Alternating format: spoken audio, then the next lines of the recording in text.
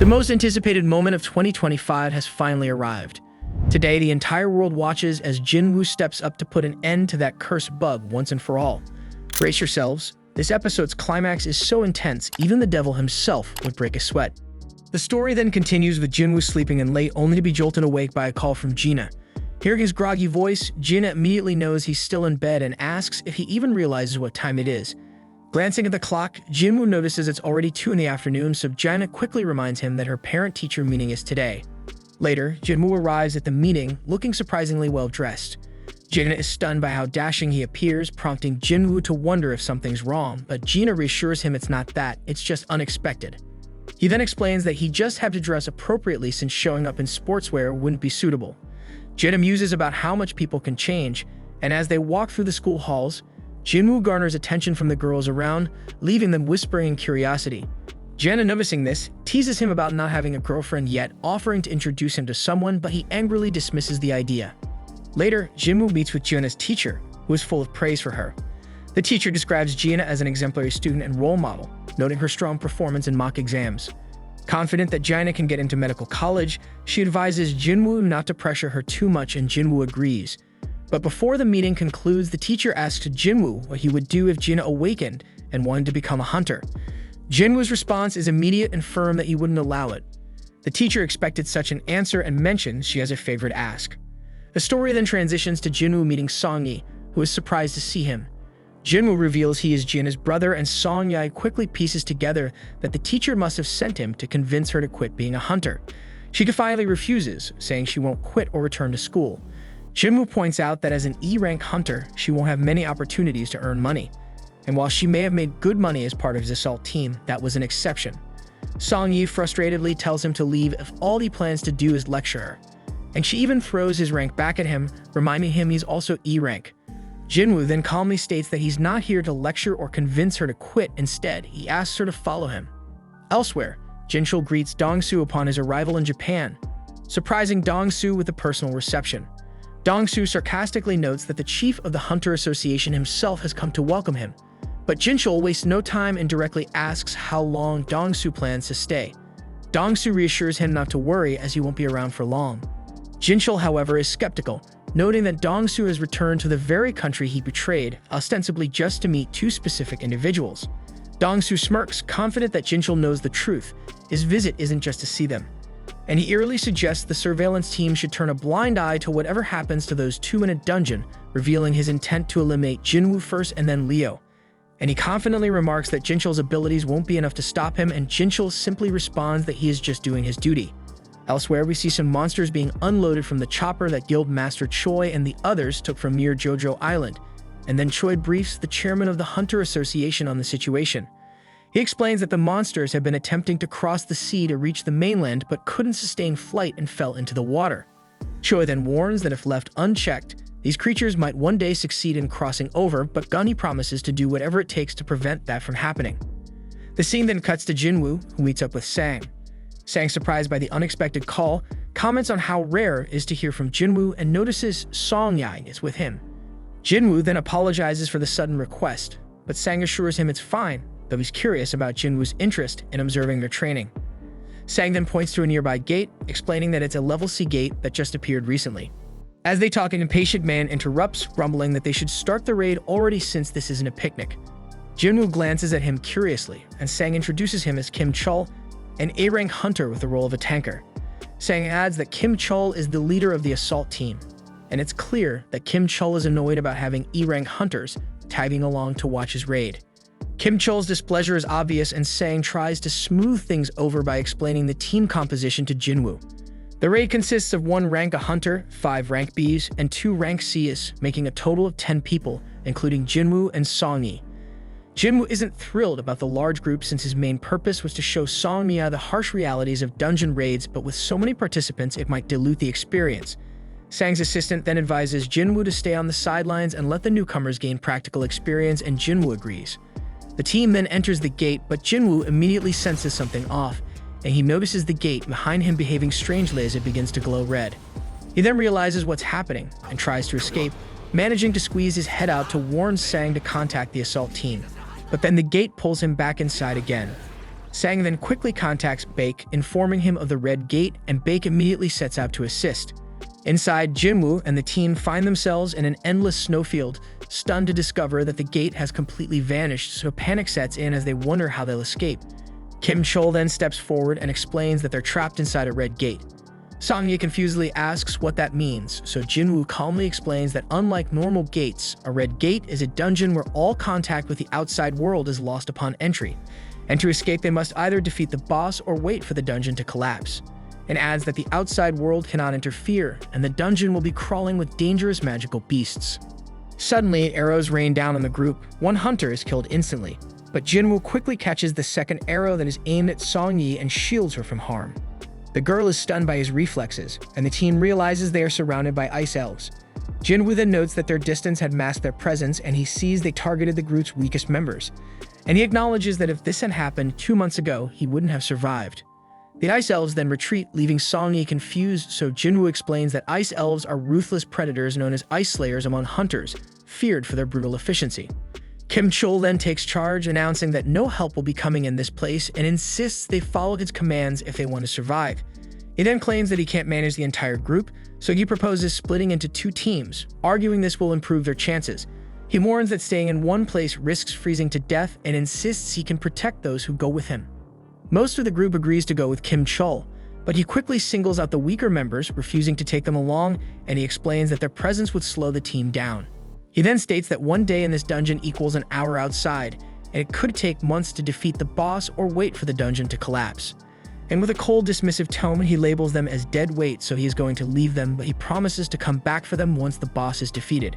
One girl in the group decides to stick with Jinwoo, and Kim Chol thinks that's a stupid move, but she is sure that Kim Chol didn't notice the arrow earlier and quietly whispers to Jinwoo that she noticed his earlier reflexes, convinced he's much stronger than he seems, and she thinks that he is even a rank or even higher, but Jinwoo doesn't confirm or deny it. Kim Chol then declares he'll take the main road, assuming it's the best route, so Jinwoo offers to lead his team through the forest. After some time, Kim Chol's group notices claw marks on the trees, so he confidently declares that they've entered Ice Bear territory and smugly remarks that the E-rank team will likely be killed. Soon after, they sense ice bears nearby, and the group quickly finds themselves surrounded. One of the massive creatures charges, but Kim Chol blocks the attack with his shield and cleaves the bear in half with his axe. And without hesitation, he moves to engage the other 2 bears, maintaining his confidence. Meanwhile, Jinwoo's group is stopped by the girl, who points out similar claw marks. She warns them that they're in ice bear territory and suggests they turn back to avoid an encounter. Jinwoo disagrees, suggesting instead that they press deeper. He explains that since this is ice bear territory, they'll only need to worry about the bears, which are weaker than the elves that wait outside. The girl thinks it over and realizes Jinwoo is right. No other magic beasts would enter this area because of the bear's dominance. As they move forward, the air grows colder, so Jinwoo pulls coats from his inventory using subspace magic, handing them out to everyone. The group is amazed at his ability, putting on the warm coats with gratitude. But Song-ye, still puzzled, asks Jinwoo who he really is. Jinwoo avoids the question, reminding her that he brought her here so it's his responsibility to protect her, but he requests that she and the others not ask further questions. Just then, a massive ice bear emerges from the shadows, so Jinwoo steps forward and changes his title to Wolf Assassin as he prepares for the fight. Meanwhile, outside the gate, Baek observes the ominous red glow and concludes that this gate is bad news, and he doubts that anyone but high-ranking hunters could survive. He then places his hopes on Kim Chol, believing his rank might give the assault team a chance. But Sag informs him that in addition to the official assault team, others entered the gate, including Jinwoo. Baek then curiously asks Jinwoo's rank, and Sang replies that Jinwoo is officially E rank, though he suspects he may have reawakened, though Jinwoo has never confirmed it. Baek isn't optimistic about Jinwoo's chances, but then Dongsu arrives with Jinchul. Baek is visibly displeased to see Dongsu, questioning why he's here when he's supposed to be in America. Dongsu ignores the question and instead challenges Baek, asking why an E-rank hunter was allowed into the gate when he isn't even part of their guild. Dongsu makes it clear he's referring to Jinwoo, leaving Baek wondering how Dongsu knows him. Dongsu scoffs at the red gate, lamenting that Jinwoo will likely die inside before he gets the chance to meet him. Jinchul, observing Dongsu's frustration, muses that Jinwoo is fortunate to be inside the gate, sparing him a confrontation with Dongsu. However, Jinchul doubts Jinwoo's chances of making it out alive. Inside the gate, Jinwoo finishes off the last of the ice bears, earning another level up. His team and the girl are left stunned and wondering who he is, but he remains tight-lipped. Later, the group gathers to eat roasted bear meat, and they are astonished that Jinwoo managed to take down so many bears alone. The girl warns that they can't afford to relax just yet, as the lair of the monsters must be nearby. Song-yi, on the other hand, is baffled by Jinwoo's behavior, questioning why Jinwoo has gone out for exercise after dinner, even though he just fought such an intense battle. So she remarks on how strange he is, and the others agree. Elsewhere, we see Jinwoo standing outside the lair of the ice bears, ready to test his shadow army. He summons them, watching as they charge forward. The shadows easily cut down the bears, but some of the creatures fight back fiercely, managing to rip apart parts of his army. However, the shadows regenerate quickly using Jinwoo's mana and return to the fight. Then we see that the mages in his army provide excellent support, and Jinwoo is impressed, thinking they perform better than expected, but he notes that maintaining them uses a lot of mana. Suddenly, the massive boss of the ice bears emerges, and with a single devastating attack, it wipes out Jinwoo's entire shadow army, draining a significant amount of his mana in the process. Left unable to regenerate his soldiers, Jinwoo summons Igris. The Shadow Knight steps forward confidently, so the bear charges at him, but Igris dodges with ease, delivering a precise slash, and in moments, the bear is brought to its knees. It attempts a final desperate attack, but Igris finishes it with a swift beheading. Jinwoo observes, impressed by Igris' power. Reflecting on their earlier duel, he admits that he wouldn't have lost if Igris had used his sword. Even now at his current level, Jinwoo believes Igris might still be stronger, and then he praises Igris for handling the fight so well. Meanwhile, Kim Chol's party faces the elves, and we see that all of his teammates have been killed, leaving him alone struggling to process what the hell just happened. He bitterly reflects on how close he was to becoming an elite member of the White Tiger Guild, only to end up in this dire situation. The sight of the elves and the remaining survivors terrifies him, and he realizes he has no chance of winning, so he runs as fast as he can to escape. Then we see Jinwoo stands victorious over the Death Bears, showcasing his immense power as a necromancer. With a simple command to rise, shadow bears emerge from the corpses, seamlessly joining Jinwoo's ever-growing shadow army. Outside the portal, Sang explains that the strike force has been trapped inside for 3 hours, which translates to about 3 days in the portal's distorted time. Red gates are notoriously dangerous, so Dongsu concludes that Jinwoo must already be dead and begins preparing to leave. However, Dongsu halts his departure, demanding to know why Jinwoo was associating with the White Tiger Guild in the first place. Sang casually explains that Jinwoo is merely an acquaintance who wanted to observe a C-rank mission. Then while Sang feels relieved that this answer should suffice, Dongsu shocks everyone by suddenly choking Sang. Dongsu isn't fooled, he knows Sang has a talent for identifying promising new hunters. At that moment, Baek steps forward, transforming as he tells Dongsu to stop.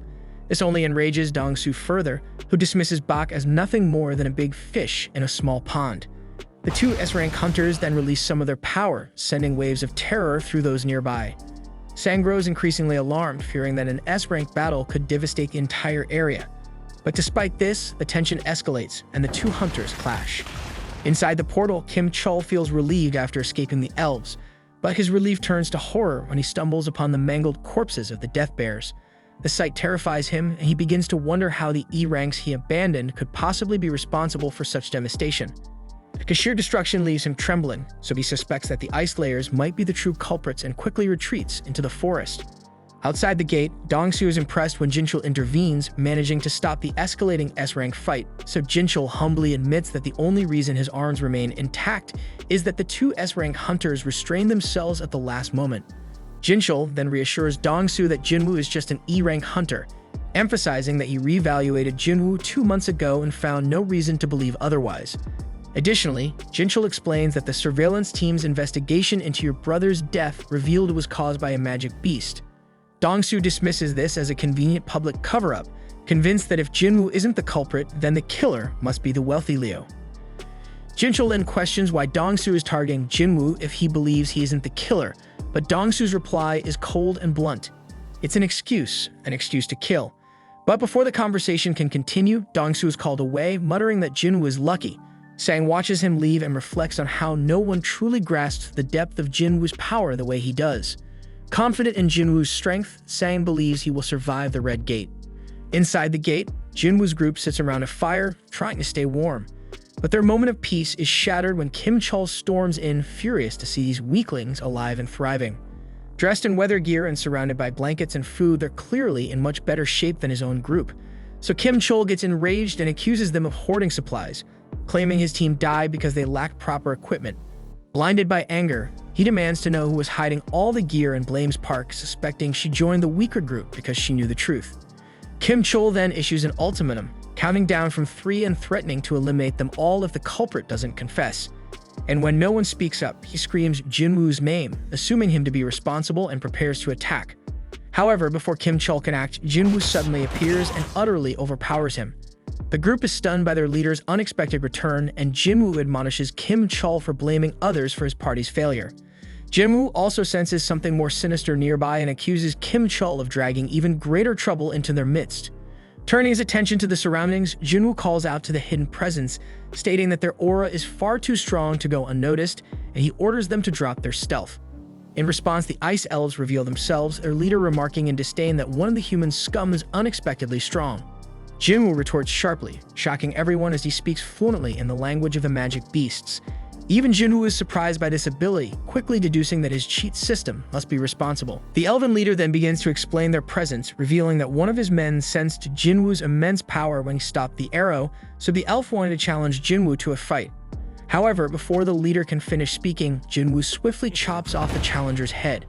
The leader is amused by this display of brutality, but Jinwoo is uninterested in entertaining him and immediately launches an attack. The leader defends himself skillfully, and Jinwoo quickly realizes that this opponent won't go down easily. The leader, still amused, remarks that Jinwoo isn't human, questions why he's pretending to be.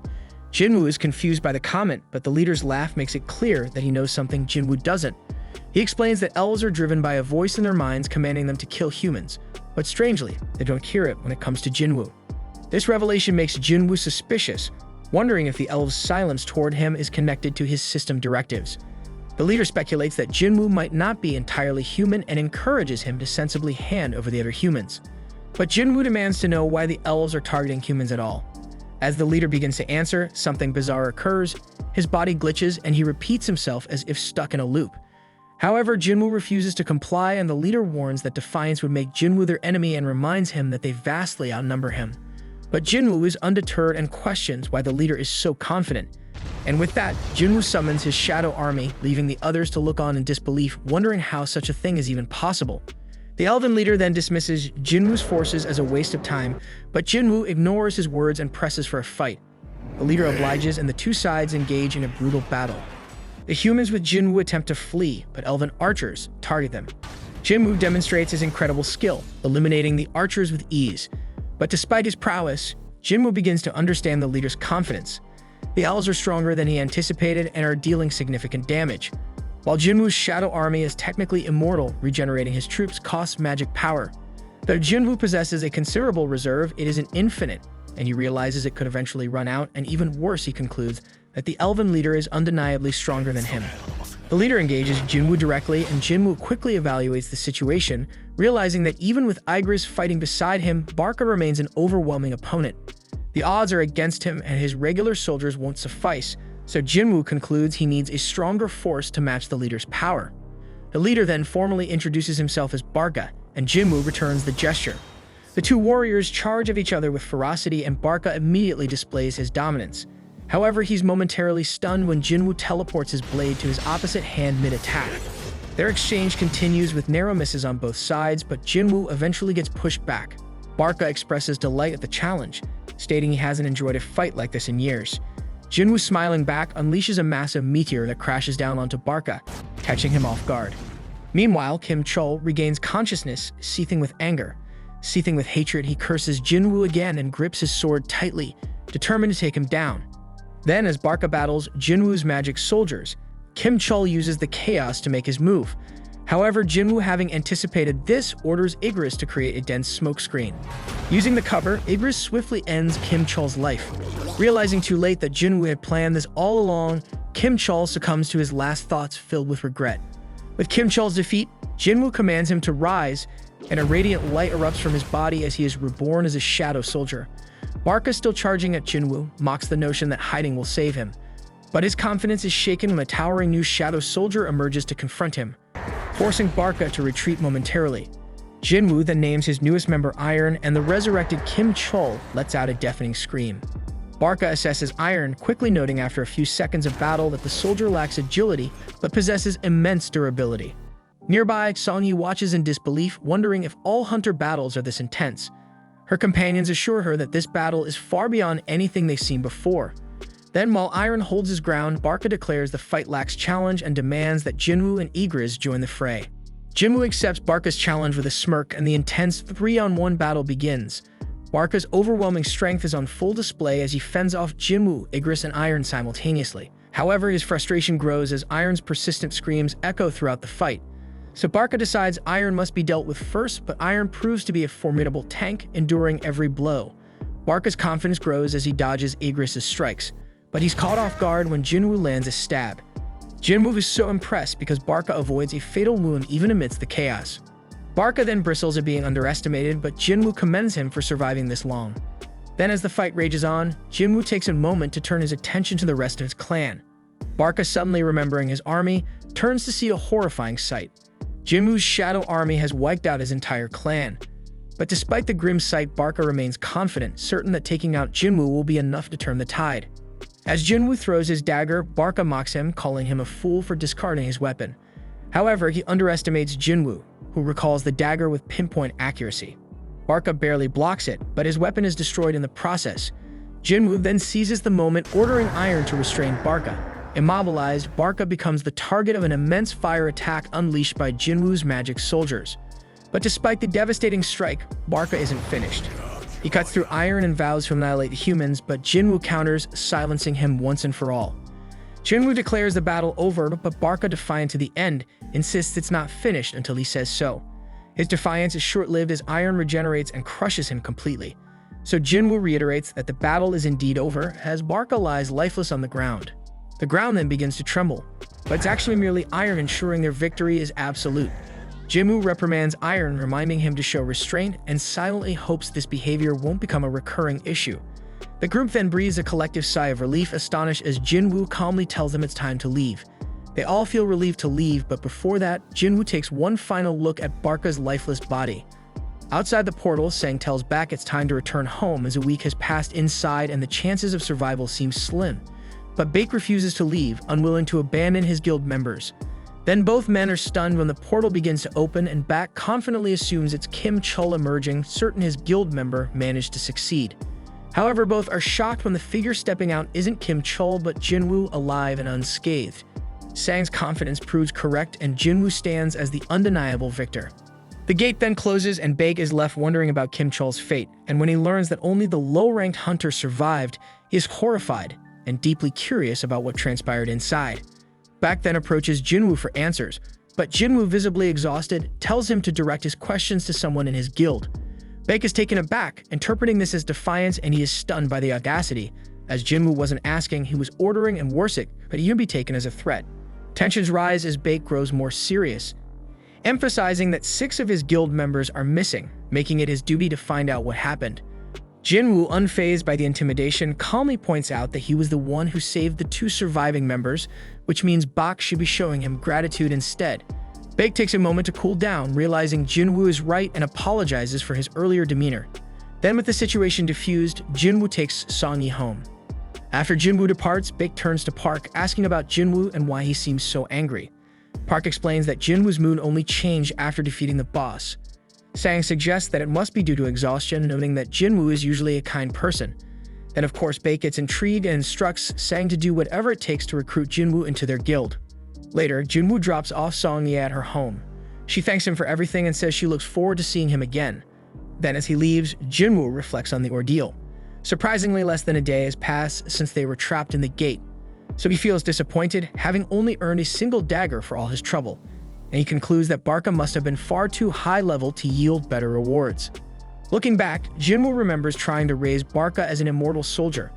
Despite being given 3 attempts, he failed to extract him. Jinwoo takes solace in gaining iron from the situation, but can't ignore the fact that it marks the 3rd time he has had to take human lives. The next day, Jinwoo meets Leo, but he's shocked by Leo's flashy and over-the-top attire. As they prepare for their mission, Jinwoo tells Leo that they need to pick someone up first. That someone turns out to be Song-yi, much to Leo's surprise. Seeing how informal Jinwoo and Song-yi are with each other, Leo grows suspicious. Then when Jinwoo casually asks Song-yi if she managed to get any sleep, Leo misinterprets the interaction. Worried about Jinwoo's intentions, Leo reminds him that Song Yai is underage. Jinwoo brushes it off, clearly unaware of Leo's misunderstanding, which only fuels Leo's concern. Sometime later, Leo watches in awe as Jinwoo's soldiers brutally annihilate a group of powerful beasts. Leo can't figure out where on earth they came from, and Jinwoo recalls that Leo hasn't seen them yet. So Jinwoo reveals that they're a part of one of his baddest skills, but Leo has zero clue that this level of monstrous power is even possible. With the battle over, Jinwoo orders his army to begin mining the area for crystals. Leo, feeling dejected by his inability to match their efficiency, pleads with Jinwoo to at least let him collect the magic gems. Jinwoo isn't self-loving though, and one of his soldiers offers to share the work. Elsewhere, we see a man standing amidst the wreckage of a destroyed ship, and a frightened soldier begs for his life, but the man calmly tells him to relax. But the problem is they don't speak the same language, so after switching to broken English, the man explains that he's human and that all he wants is to go home. Back with Jinwoo, he celebrates with Leo after completing the 19 raids that were part of their agreement. And with the raids done, Leo's next step is to pass the written exam at the association to earn his guild master's license. And once he has the license, he'll finally be able to negotiate with his father. But as for Jinwoo, he announces that he plans to travel for a while, so Leo thinks that Jinwoo must be trying to get away from him, but Jinwoo denies it, saying he's just drunk. Leo, however, is used to being pushed away, especially by his older brother, who's 10 years older and has always been cold toward him, so they never did anything brotherly together. But by contrast, Jinwoo has helped Leo so much that Leo wistfully admits he wishes Jinwoo were his brother instead. Moved by Leo's pain, Jinwoo fills 2 cups and says that starting from today he will consider him his little brother. And that cool shit makes Leo stunned but deeply touched. Meanwhile, the mysterious man from the shipwreck has been restrained, and investigators discuss his origins. He claims to be a foreign hunter who was trapped inside a gate 10 years ago and only recently found an exit that led to a gate in America. The investigators are skeptical, worrying that he might be a humanoid magic beast.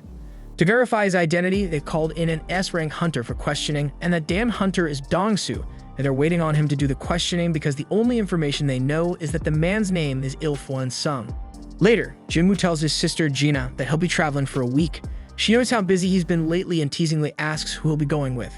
Irritated by the question, Jinwoo curtly replies that he'll be going with a friend and leaves it at that. Soon after, he stands at the entrance to the demon castle, reflecting on how much he has grown since he barely survived his fight against Cerberus at level 20.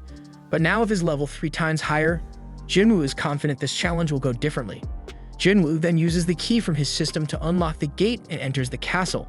Reviewing the quest objectives, he sees that his mission involves collecting demon souls.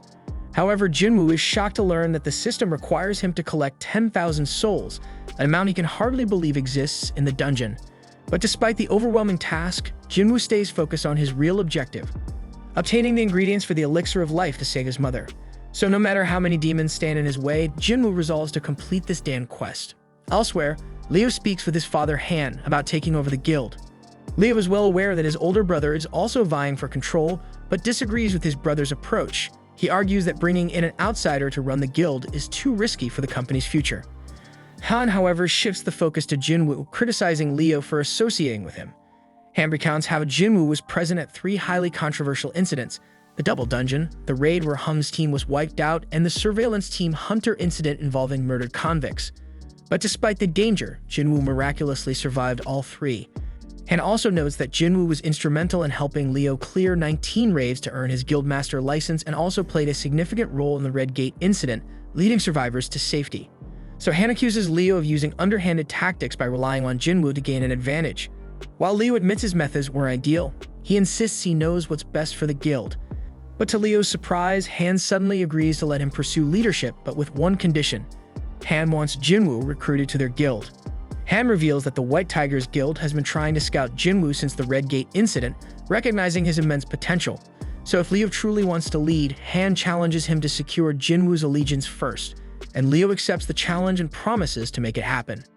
Back in the demon castle, Jinwoo realizes that despite defeating countless demons, he is unable to extract their shadows to add to his army, and he can't figure out why. He has taken down a massive number of them, yet it feels like all that effort might have been wasted. Just then, he receives an entry permit for the next floor, and a glowing light marks the way forward. Jinwoo marvels at the dungeon's immense size because it's essentially an entire city contained within a single building. However, all the walking is quickly becoming tiresome, but luckily Jinwoo summons the bear leader to carry him. The beast charges forward, effortlessly cutting through a sea of demons that block their path. Impressed by its sheer power, Jinwoo decides to name the bear Tank. Elsewhere, a group of girls marvel at Chaha as they admire her. Chaha, however, recalls a conversation she had with Mr. Choi. He decided to keep the reports about the flying ants under wraps, but Chaha felt they should go public. Mr. Choi explained that releasing that information would only cause widespread panic, and instead they should focus on strengthening their guild as they're already the largest domestic guild, and more power is the key to expansion. Back in the dungeon, Jinwoo has cleared even more demons. When he first received the key, he feared this might be an S-rank dungeon, but so far the demons he's faced are around high B rank. Their numbers are overwhelming and they grow stronger with each floor, but by only killing the demons required to proceed, Jinwoo has made steady progress. Based on his experience with other structures, Jinwoo guesses that this castle likely has 100 floors, just like the Tower of Trials. So he wonders how strong he'll be by the time he reaches the top. Then as he reaches 4,000 souls collected, he reminds himself to track his supplies carefully. He also recalls his promise to Gina to return within a week, making this a race against time. Eventually, Jinwoo collects 10,000 souls, completing the quest's main requirement. However, his journey isn't over yet. As he progresses, he encounters a group of powerful monsters, and the leader's name appears in red text indicating extreme danger. The monster's name is Vulcan, the boss-class leader of the lower floors. Elsewhere, we see that Sang searches for Jinwoo, only to learn from Gina that her brother is on a trip, but Sang isn't convinced. There are no records of him doing a raid or leaving the country, and the last trace the association has of him is right in the middle of the city, so the association can only speculate about where he's gone. Meanwhile, inside the dungeon, Jinwoo declares that he'll take on the big boss while instructing his army to wipe out the remaining demons. His soldiers immediately spring into action, swiftly taking down the horde. And with more points allocated to his intellect ability, Jinwoo can summon a larger army and maintain them more efficiently. And also the increase in magical power has made battling much smoother. Jinwoo then turns his attention to the boss-class demon and wonders if the giant beast is ever going to get up. Assuming it's just going to sit there, he's caught off guard when it suddenly moves with blinding speed to attack him. Jinwoo reacts just as fast, dodging the strike and countering with a damn powerful punch that sends the massive demon flying. Even Jinwoo is surprised by his own strength because all he did is punch the damn monster, so he wonders if he accidentally leveled up his power. However, Vulcan isn't finished and it lets out a thunderous roar, so it seems it's about to shift into another form, reminding Jinwoo of his previous battle with Cerberus. The beast then charges at him with alarming speed, so Jinwoo calls out to Iron, who sends him a shield just in time. Jinwoo blocks the attack, but the giant launches a relentless barrage of punches. Jinwoo is stunned by how something so enormous can move so quickly. As the attacks continue, he manages to find an opening and moves behind the beast, only to discover that it can anticipate his movements. Vulcan is an absolute monster, and the only vulnerable-looking spot that Jinwoo can identify is his little head. Jinwoo then begins running, formulating a strategy to limit the beast's mobility. Spotting the perfect building nearby, he sprints toward it. Vulcan, too focused on chasing Jinwoo, crashes straight into the structure. And with the beast momentarily immobilized, Jinwoo summons his weapon, and in one decisive strike, he slices through Vulcan's neck. The Lord of the Lower Floors is defeated, and Jinwoo receives an item called World Tree Fragment as his reward. Elsewhere, we see that Ilfwan is being interrogated by Dongsu, who has heard rumors that Ilfwan might be a talking magic beast. But Ilfwan denies the claim, offering to undergo any tests, including DNA analysis, to prove his humanity. But despite this, Dongsu plays the role of a bad cop and shuts him down, ordering him not to speak unless asked a question. Dongsu is irritated that his fun has been spoiled and takes a look at Ilfwan's paperwork. Ilfwan then asks if he can say something, but Dongsu snaps at him and told to shut up. Ignoring the warning, Ilfwan presses on, asking how much humanity truly understands about gates and magic beasts. Dongsu has no idea what the hell Ilfwan is talking about, so Ilfwan elaborates, explaining that the dungeons, gates, and beasts are merely the tip of the iceberg. He warns that a power capable of triggering an ultimate catastrophe has already awakened. Ilfwan then reveals that he can't say anymore, but insists that his only goal is to avert this disaster. Dongsu has had enough of what he considers nonsense and reminds Ilfwan that millions of hunters exist worldwide. He argues that if enough of them combine their strength, they can handle any threat. Ilfwan, however, reveals that sheer numbers won't matter against what's coming. He warns that those hunters will be devoured and turned into weapons against humanity itself.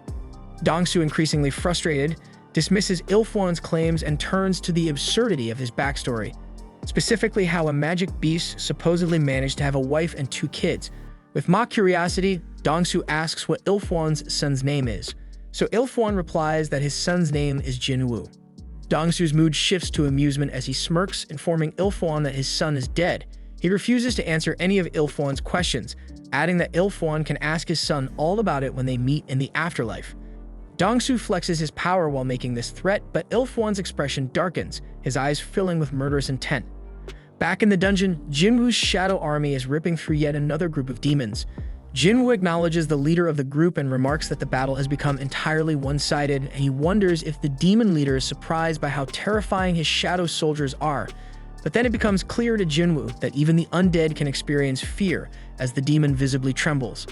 And in a blink of an eye, Jinwoo sliced the leader's head clean off. Then a notification pops up revealing that Jinwoo has just defeated Metis, the Guider of Souls, and has leveled up even further. Back outside, we see that part of the city lies in ruins after a massive disaster. An investigator remarks on how battles between S-rank hunters can reshape entire landscapes, obliterating everything in their path.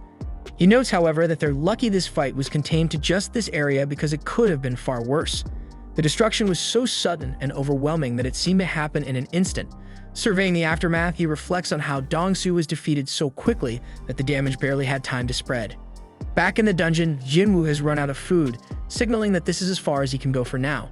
He's reached floor 75, and while there are likely only 25 floors left, it's still quite a journey. The gains, however, have been worth it. From the skeleton he defeated, Jinwoo received a necklace, and from the beast on level 50, he obtained an earring. Both items are powerful on their own, but together they offer a set bonus, adding 5 points to all stats. Noticing one empty slot in the set, Jinwoo deduces that there's one more boss-level beast to defeat. He also earns an item called the Sphere of Avaricious, and while it doesn't benefit Jinwoo directly, it doubles the firepower of his magic soldiers when they wield it, making it a valuable asset. Finally, Jinwoo's latest reward is the chance to open the cursed random loot box. He feared he might never get another opportunity, so he's relieved to find his second key inside. But unfortunately, the key comes with no instructions, leaving him clueless about when or where to use it. For now, these rewards take a backseat to Jinwoo's main objective, gathering the ingredients for the Elixir of Life. He already has the World Tree Fragment from Vulcan and the Spring Water from Echo Forest after defeating Metis, but that's 2 out of the 3 ingredients needed to save his dying mother. So Jinwoo vows that the next time he returns to this dungeon, he will finish what he started and complete his mission. Afterward, Jinwoo exits the instance dungeon and reflects on his progress, and he realizes that he now only needs the purified Demon King's blood. Knowing how crucial it is, he concludes that he must be fully prepared before attempting to obtain it. Checking his stats, Jinwoo notices a significant increase in his level after his recent trip. However, he's still classified as an E-rank hunter, so while he can continue leveling up, his E-rank status prevents him from participating in high-level raid missions. So Jinwoo decides it's time to drop the facade and reveal his true strength by having his rank reassessed. The next day, Jinwoo heads to the assessment center for his rank revaluation. Coincidentally, Kitchell, Sang's ever-loyal sidekick, is also at the center, scouting for potential recruits. Kitchell casually observes the hunters, guessing their ranks when he spots Jinwoo among them. Recognizing him instantly, Kitchell quickly calls Bak, informing him that Jinwoo has come to get reassessed. Upon hearing this, Bake drops everything and rushes to the assessment center. Meanwhile, Jinwoo waits for his turn. He overhears a nearby conversation between 2 hunters. One of them reassures the other, who is visibly nervous, telling him that the test is simple. The anxious man explains his predicament, revealing that he needs to earn money as a hunter to support his wife and daughter, who have threatened to leave him. The other guy tries to comfort him, saying that as long as his rank is better than E, he'll be fine. He even points out recruiters who are ready to make offers to anyone ranked above E. Hearing this, Jinwoo reflects on how this has always been the harsh reality for E-rank hunters. Moments later, he is summoned for his test. Inside, the examiner notes that Jinwoo is here for a reassessment and assumes he's familiar with the process, so she instructs him to place his hand on the black crystal and wait. Jinwoo complies, but the examiner immediately notices an issue. An error message appears on the machine. She asks him to try again, but the same error pops up. The examiner repeatedly resets the machine, yet the result remains unchanged. Her superior arrives, noticing her distress, and asks if something is wrong. She explains the situation, believing the machine must be malfunctioning. So the superior decides to conduct the test himself, but when the same error occurs, he realizes it's not a mechanical failure. The superior explains to the examiner that this error isn't due to the machine, but rather its inability to measure Jinwoo's magical power. His energy has surpassed the device's limit, rendering it incapable of providing an evaluation. Stunned, the examiner quickly pieces it together. Jinwoo has become this country's 10th S-rank hunter. Meanwhile, outside the evaluation center, Mr. Choi approaches Jinchul, inquiring about the progress on the winged ants investigation. Jinchul explains that the investigative department has conducted an autopsy and is comparing the current sample with those from previous cases. However, they still require more time to reach a conclusion. Mr. Choi acknowledges this and changes the subject, bringing up the recent Red Gate incident. He mentions that the White Tiger Guild allowed a non-member to participate in the raid and even let him take down the boss. So he curiously asks Jinchul about the man's identity. Jinchul admits he has no idea, revealing that although he was present during the raid, he left before it ended. Mr. Choi is visibly disappointed by this and then notices a commotion inside the center. Deciding to investigate, the two head into the building, where they witness the aftermath of Jinwoo's failed rank reassessment. Everyone is buzzing about the machine's inability to evaluate his power. The examiner informs Jinwoo that he will need to return in 3 days for a re-evaluation using specialized equipment, as a standard machine is insufficient to measure his capabilities. Meanwhile, Kitchell watches from a distance, realizing that Jinwoo is exactly as Sang anticipated. Recognizing the opportunity, he prepares to approach Jinwoo to strike up a conversation. Just then, Mr. Choi and Jinchul enter the building. Jinwoo instantly recognizes Mr. Choi as the renowned Ultimate Hunter, the country's strongest fire mage. Sensing Jinwoo's powerful aura, Mr. Choi quickly deduces that he is the source of the commotion. Eager to recruit him, Mr. Choi steps forward to introduce himself, but Jinwoo casually walks past him without a word. The entire room is stunned by this unexpected snub.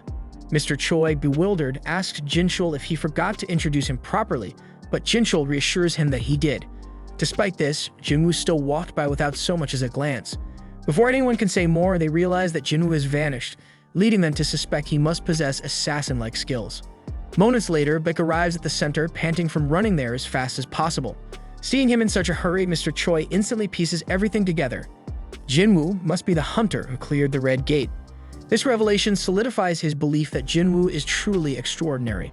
Choosing to leave things be for now, Mr. Choi exits the building. Meanwhile, Beck stands in shock, realizing that Mr. Choi has already discovered Jinwoo's involvement, and he laments that this was the last person he wanted finding out about the situation. At night, Jinwoo sits silently beside his mother, gazing at her peaceful figure. Before leaving the room, he whispers to her to wait for him just a little longer. Outside, he encounters Jinchul, who greets him with an unexpected confession. Jinchul admits that Jinwoo has completely changed his perspective. He explains that as part of the surveillance division, his job is to monitor hunters and bring those who break the law to justice. In the past, he had always been confident in his ability to judge people, but Jinwoo has shattered that confidence, proving him wrong. As Jinwoo walks toward the exit, he asks if he's under surveillance as well. Jinchul reassures him, saying they are monitoring him as a criminal. However, he notes that the surveillance team is tasked with controlling hunters, that even they are powerless when it comes to S-rank hunters.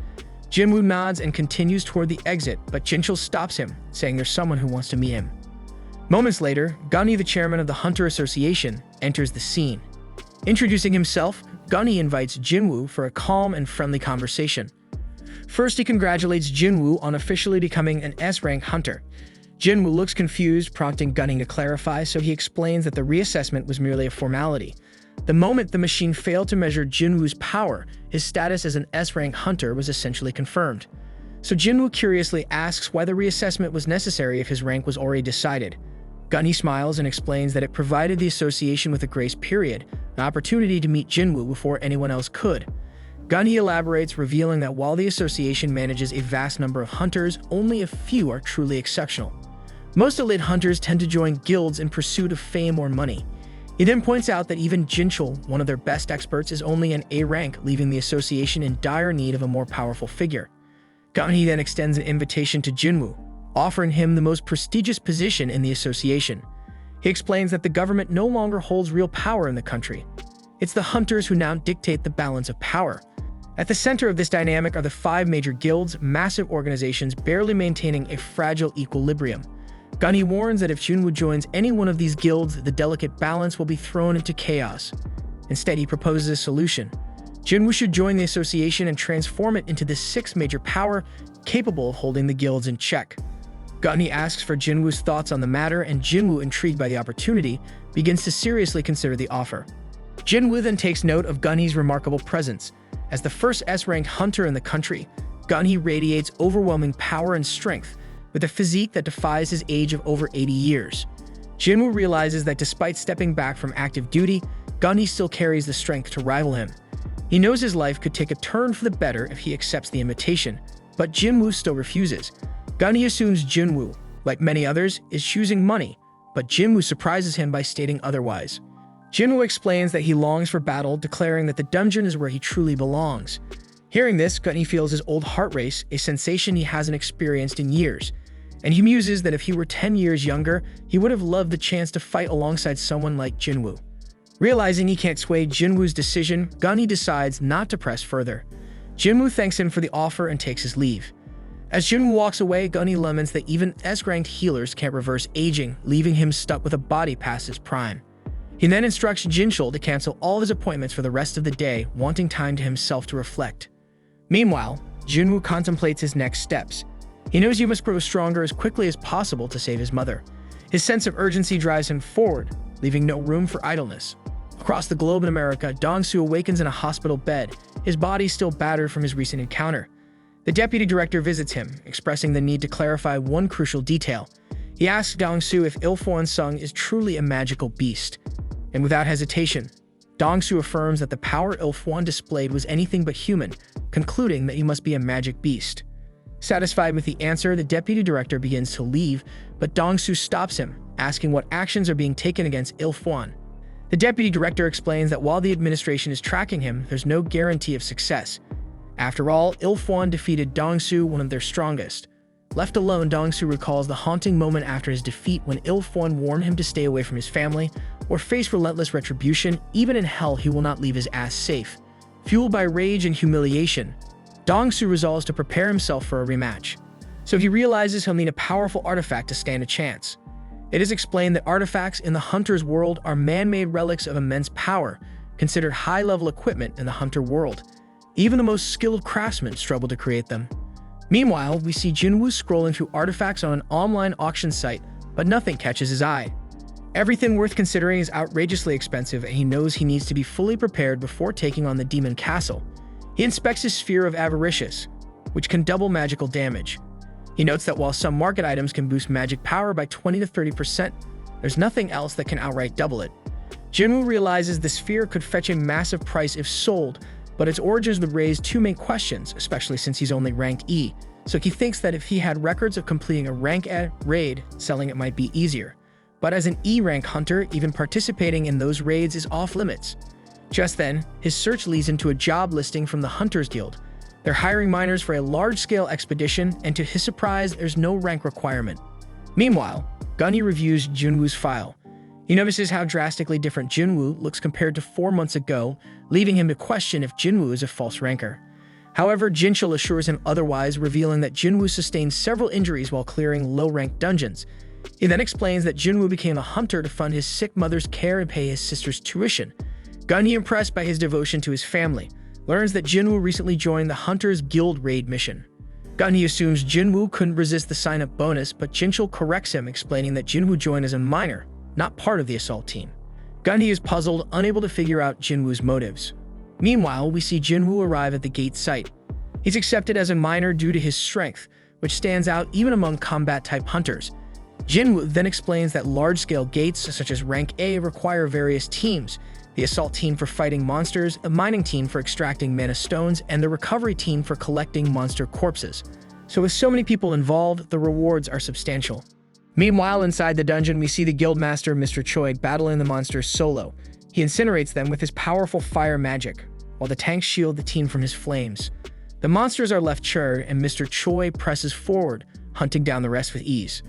A short while later, the assault team exits the dungeon and Jinwoo observes them, assuming they've cleared every monster except for the boss to keep the gate open.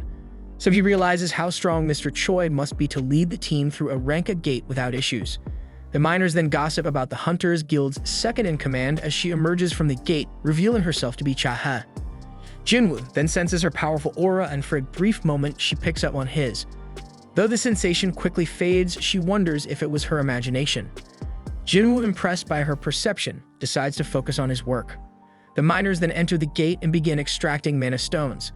And while the others are focused on mining, Jinwoo's interest lies in the rank-A boss. He wishes he could see it at least once. Overhearing miners whispering about his E rank, He shrugs off their comments, thinking that this kind of talk is universal. As he gets to work, his impressive strength draws attention, leaving the others questioning if he's truly E rank. After some time, the leader calls for a lunch break, so everyone else exits the dungeon, but Jinwoo stays behind, determined to finish his work before resting. The leader invites him to join them, but he declines, focused on clearing his mining area. As the others leave, Jinwoo's expression sharpens with determination because he sees this as his chance to sneak a look at the boss. Sprinting toward the boss room, he wonders if it's stronger than anything he's ever faced. Though he knows fighting it would be a massive loss for the Hunters Guild, he can't suppress his excitement. Summoning his dagger, he moves closer, ready to enter. But just before stepping in, he's stopped by Chaha. Her piercing voice cuts through the silence as she asks, "What the hell are you doing here?" Jinwoo thinks that this was a damn careless move on his part, and with a resigned sigh, he tells Chaha that he simply got lost and ended up here. She asks him if he is from the mining team and bluntly informs him that this is the boss room, ordering him to step back. Jinwoo silently admits that Chaha truly lives up to her reputation, as he hadn't even heard her coming until she spoke up. Chaha then notices that the dagger she had seen earlier in Jinwoo's hand has vanished, wondering if her eyes were just playing tricks on her. Jinwoo apologizes for wandering off, a trace of regret coloring his tone, and she snaps at him to get out immediately, lest he aggravate the boss. Jinwoo attempts to leave, but as he passes by Chaha, she spots something off and commands him to stop. When he halts, she takes a whiff of him, surprised that he isn't reeking. She asks him if he's really a hunter, and upon confirming he is, and that he's ranked E, she wonders if something's wrong. Yet she brushes it off, cautioning him to be careful on his way out. As he turns to leave, she ponders whether his lack of stench is due to his low rank, and in a quiet moment of introspection, she admits that he actually smells pretty damn nice. Afterwards, we see Jinwoo heading into the dungeon after his break, while his mining buddies are quietly envious that he got to meet Chaha when he got lost. They mention that they can only admire her from a distance and explain that she tirelessly patrols the area to shield them from the boss, even sacrificing her own rest time. Jinwoo realizes with a flicker of admiration mixed with wistfulness that this is why she was around the boss room, and the mining boss tells him that she's a bit uneasy around the scent of other hunters. The miners add that it's due to her unique constitution, which is why she always covers her nose with a handkerchief. Jinwoo then reflects on how her reaction to him was notably different, and he wonders if that means he doesn't carry the typical hunter scent. He recalls that the boss of the Red Gate said something similar, and he figures it must be because he's just a player. With a subtle mix of curiosity and uncertainty, he wonders what being a player actually means, though he has no damn clue. Later, we see him receiving his pay after the mining wraps up, and the miner boss expresses his gratitude as they finished ahead of schedule thanks to him. The miners then remark that he possesses a natural knack for this, and the boss even confesses that in all of his time he's never encountered anyone quite like him.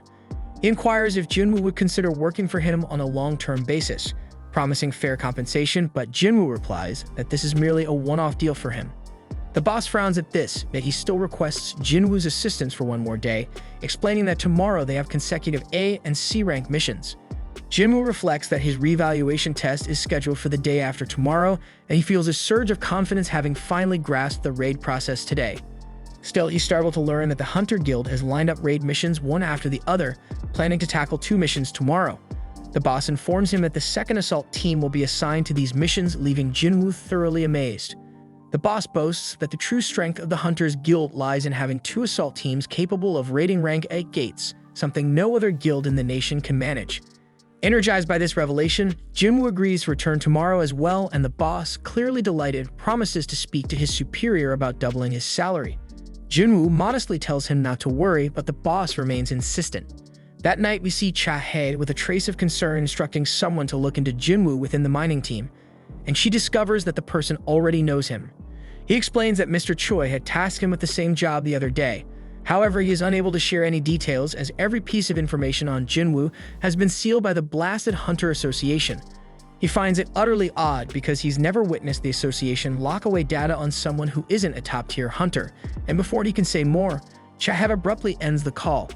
Lying in her bed afterward, she contemplates what all this might signify, thinking that although she's met many hunters so far, this is the first time she's encountered one who actually smells pleasant.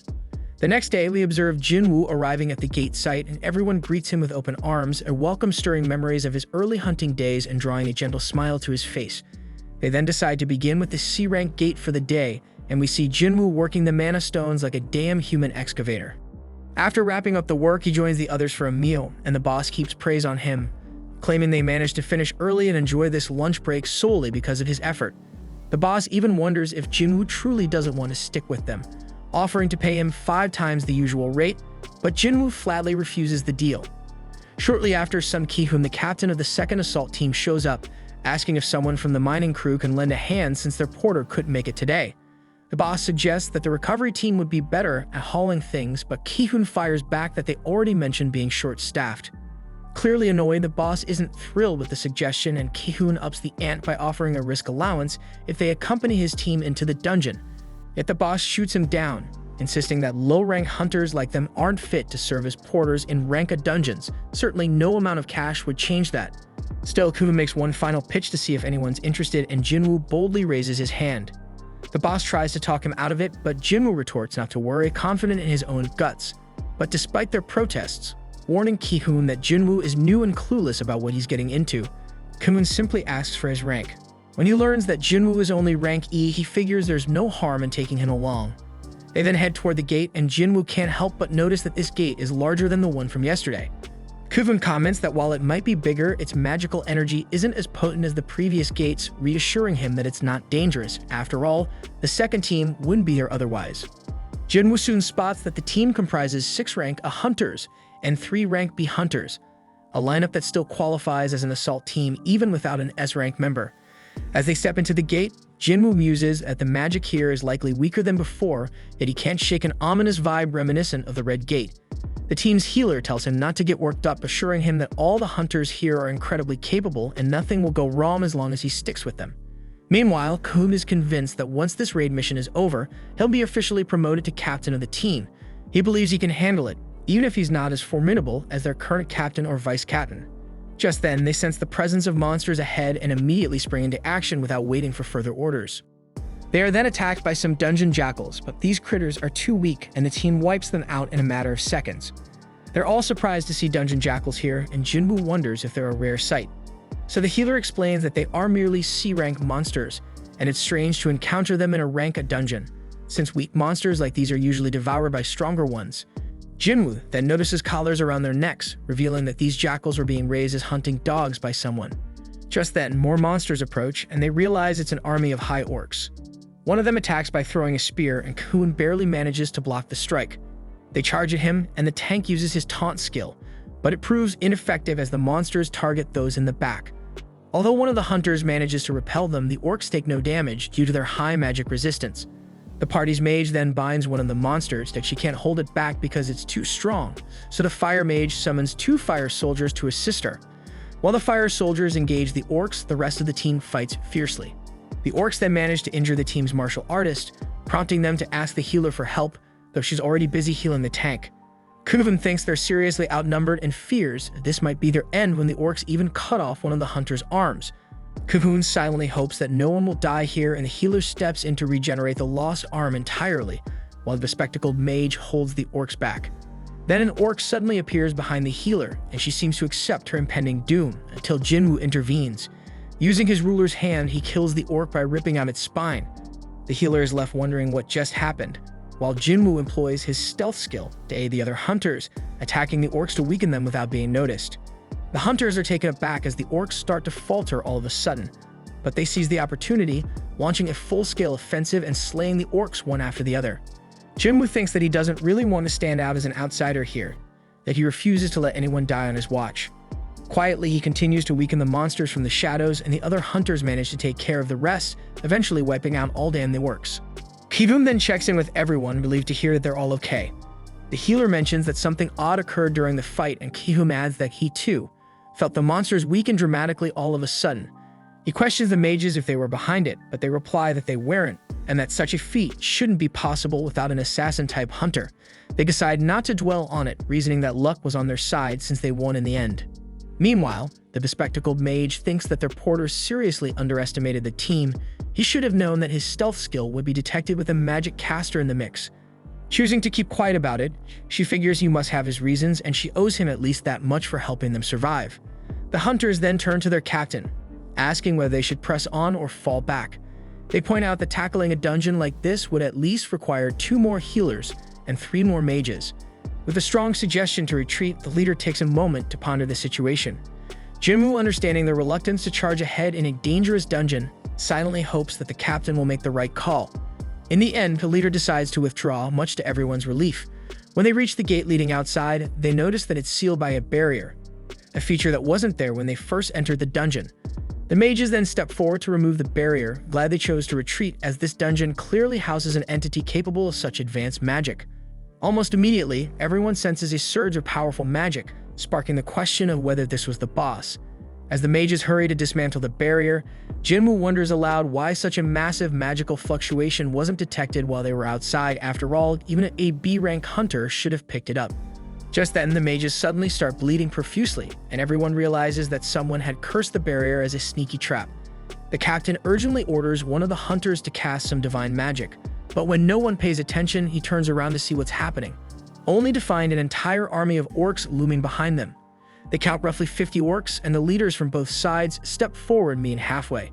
The orc leader tries to communicate, but his words are unintelligible until the orc shaman takes over his body and speaks in clear human language. The shaman introduces himself as Kargalgan and tells Ki-hoon that he has been eagerly awaiting the humans. Kuvum then asks if Kargalgan was the one who sealed off the entrance, and the shaman confirms it. Curious, Ki-hoon asks if there's any being stronger than him in this dungeon, but Kargalgan replies there isn't and challenges them to choose, come face him or perish at the hands of his soldiers. Without a second thought, Ki-hoon opts to meet the shaman head-on, and the orcs promptly lead the way. But before that, Ki-hoon confides in Jinwoo that their plan is to launch an attack on the boss as soon as they reach its chamber. This distraction should briefly disable the barrier. He instructs Jinwoo he use that opening to escape and alert the other assault team. Jinwoo can't help but wonder if they're all just signing up for a death wish. But Ki-hoon bluntly reminds him that their mission is to shut the gate, not necessarily to return alive, and the healer hands Jinwoo a short will, asking him to deliver it to her family if anything goes south. Though Jinwoo accepts it with heavy heart, he hopes it never comes to that. She urges him to ensure his own escape while they complete the mission. Jinwoo reflects that this dire situation feels reminiscent of the double dungeon, but these people are completely different from what he's faced before. At the same time, outside the gate, Chaha is frantically searching for Jinwoo, wondering if he might have bailed on the team. When the mining boss notices her distress, she inquires about Jinwoo and learns that he has entered the gate as a porter. Back inside, Jinwoo and the rest of the group finally arrive at a throne room, where they are greeted by Kargalgan and a massive, terrifying horde of orcs. At the same time, outside the gate, we see Chaha wondering why Jinwoo entered as a porter, given that he only has one life to live. She recalls having seen him yesterday standing in front of a boss room with a weapon in hand, which now makes him seem rather suspicious. She then informs the miner leader that she'll venture inside to investigate, asking if they have any proper weapons available. The leader only produces a pickaxe and hands it to her. When she inquires if there's anything else, he admits he has nothing resembling a weapon, just a few more mining tools. Chahe opts to go in empty-handed, but he questions whether she can manage without any damn weapon, so she reluctantly takes the pickaxe along. At the same time, the hunters inside the gate are stunned by the sheer number of high-level orcs, convinced that if so many of them emerge, they could easily raise entire cities. They notice that the 4 generals of the orc army are even mightier than the rest of the horde, and the boss orders the orcs to be silent. The orcs immediately cease their thumping, and Kyun deduces that their mission must be to close the gate, which means they have to defeat the dungeon boss. Then, in a dramatic turn, the boss removes his mask, and they are all taken aback by his overwhelming magical aura. They're practically crapping their pants at how insignificant they feel compared to him, and Ki-hoon boldly asks why he has gathered them here. The boss coldly informs them that they are nothing more than entertainment for him, promising to kill them off one by one as the perfect spectacle to amuse his soldiers. Ki-hoon and his comrades are hit with despair upon hearing this, unable to believe that their resolve is treated as mere amusement. He laments that they're nothing but disposable toys to be discarded. Meanwhile, noticing Jinwoo among them, the boss spots that something strange has snuck in with the humans. Unbothered, Ki-hoon charges at the boss to attack, ordering the rest to join in, but finds that everyone is frozen with fear. Undeterred, he assaults the boss on his own, only for the boss to counter with a magical shield. The boss then unleashes his gravitational magic, slamming Ki-hoon onto the floor and even forcefully against the ceiling like a ragdoll, repeating the vicious maneuver several times. His teammates watch in horror as Ki-hoon is battered, but before it's too late, Jinwoo intervenes to save him and gently lays him on the ground. Although Jinwoo thinks he shouldn't meddle because this is a mission for the Hunters Guild, he cannot sit back while the entire assault team is in peril. One of the orcs then lunges at him, but he swiftly halts its advance and obliterates it with his signature ruler's hand. He then turns to Ki-hoon and coolly asks if he could take charge of handling all the magical beasts in the area, to which Ki-hoon, with no other option, happily agrees. The boss, watching all this shit, deeming his enemies display nothing more than arrogant outbursts of raw magic, while Jinwoo admits that it was the first time he had encountered such overwhelming power, even if their roles naturally pit them against one another. And with grim determination, he summoned his shadow army, vowing to end the boss's reign once and for all. Meanwhile, outside the dungeon, where the surveillance team headed by Jinchul has gathered at the gate, the miners murmur in confusion about the team's presence, and Jinchul himself wonders aloud why Jinwoo has been working as a miner here for the past 2 days. When the miner leader questions the situation, Jinchul presses for Jinwoo's whereabouts. At that moment, a disgruntled miner who had long complained about Jinwoo's inexplicable actions stepped forward and declared that he had sensed something off about the man from the start. Ignoring the miner's shit grumbling, Jinchul asked the leader to pinpoint Jinwoo's location and soon learned that he had slipped inside the gate in the guise of a porter. Puzzled, Jinchul reflects on how Jinwoo first appeared as a miner and then shifted roles, remarking that now that Jinwoo has achieved S-rank status, every move he makes is under close surveillance. So Jinchul laments that he wishes Jinwoo would at least be more conscious of his actions. The miner leader, still bewildered, asks what is truly going on, and Jinchul tells him to wait until tomorrow's news for clarity. As he moves closer to the gate, the miner leader reveals that Chae had posed a similar question and went inside the gate not long ago. But before Jinchul could probe further, he suddenly detected an unusual aura emanating from the dungeon gate, so he immediately ordered his team to perform another magical power test on the dungeon.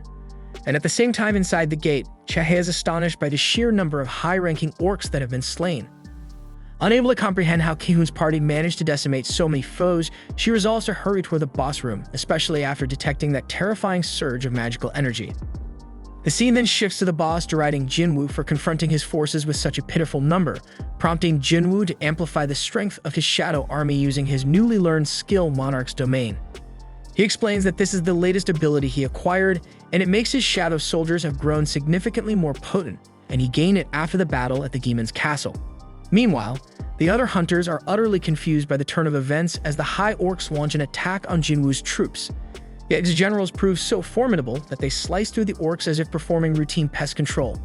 Jinwoo is busy helping to whittle down the enemy ranks, and the hunters note that his movements mirror those of Chae. They remain baffled as to why someone with his power would initially come in as a mere porter.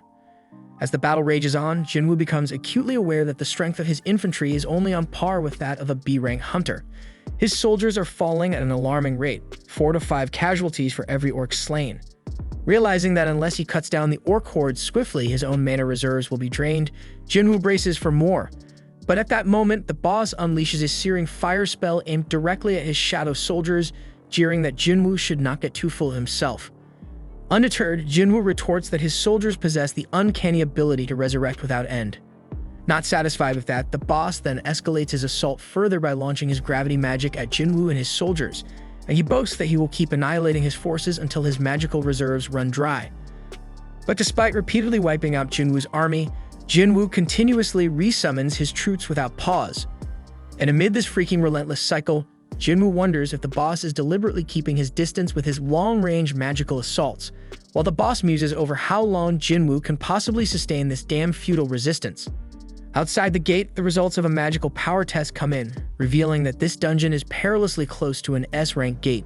Jinchul immediately instructs the miners to contact the leader of the Hunters Guild without delay, and the surveillance department mobilizes to support the assault team.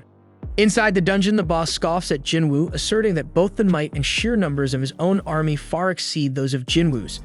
As Jinwoo watches in dismay, he realizes that his magical energy is depleting rapidly.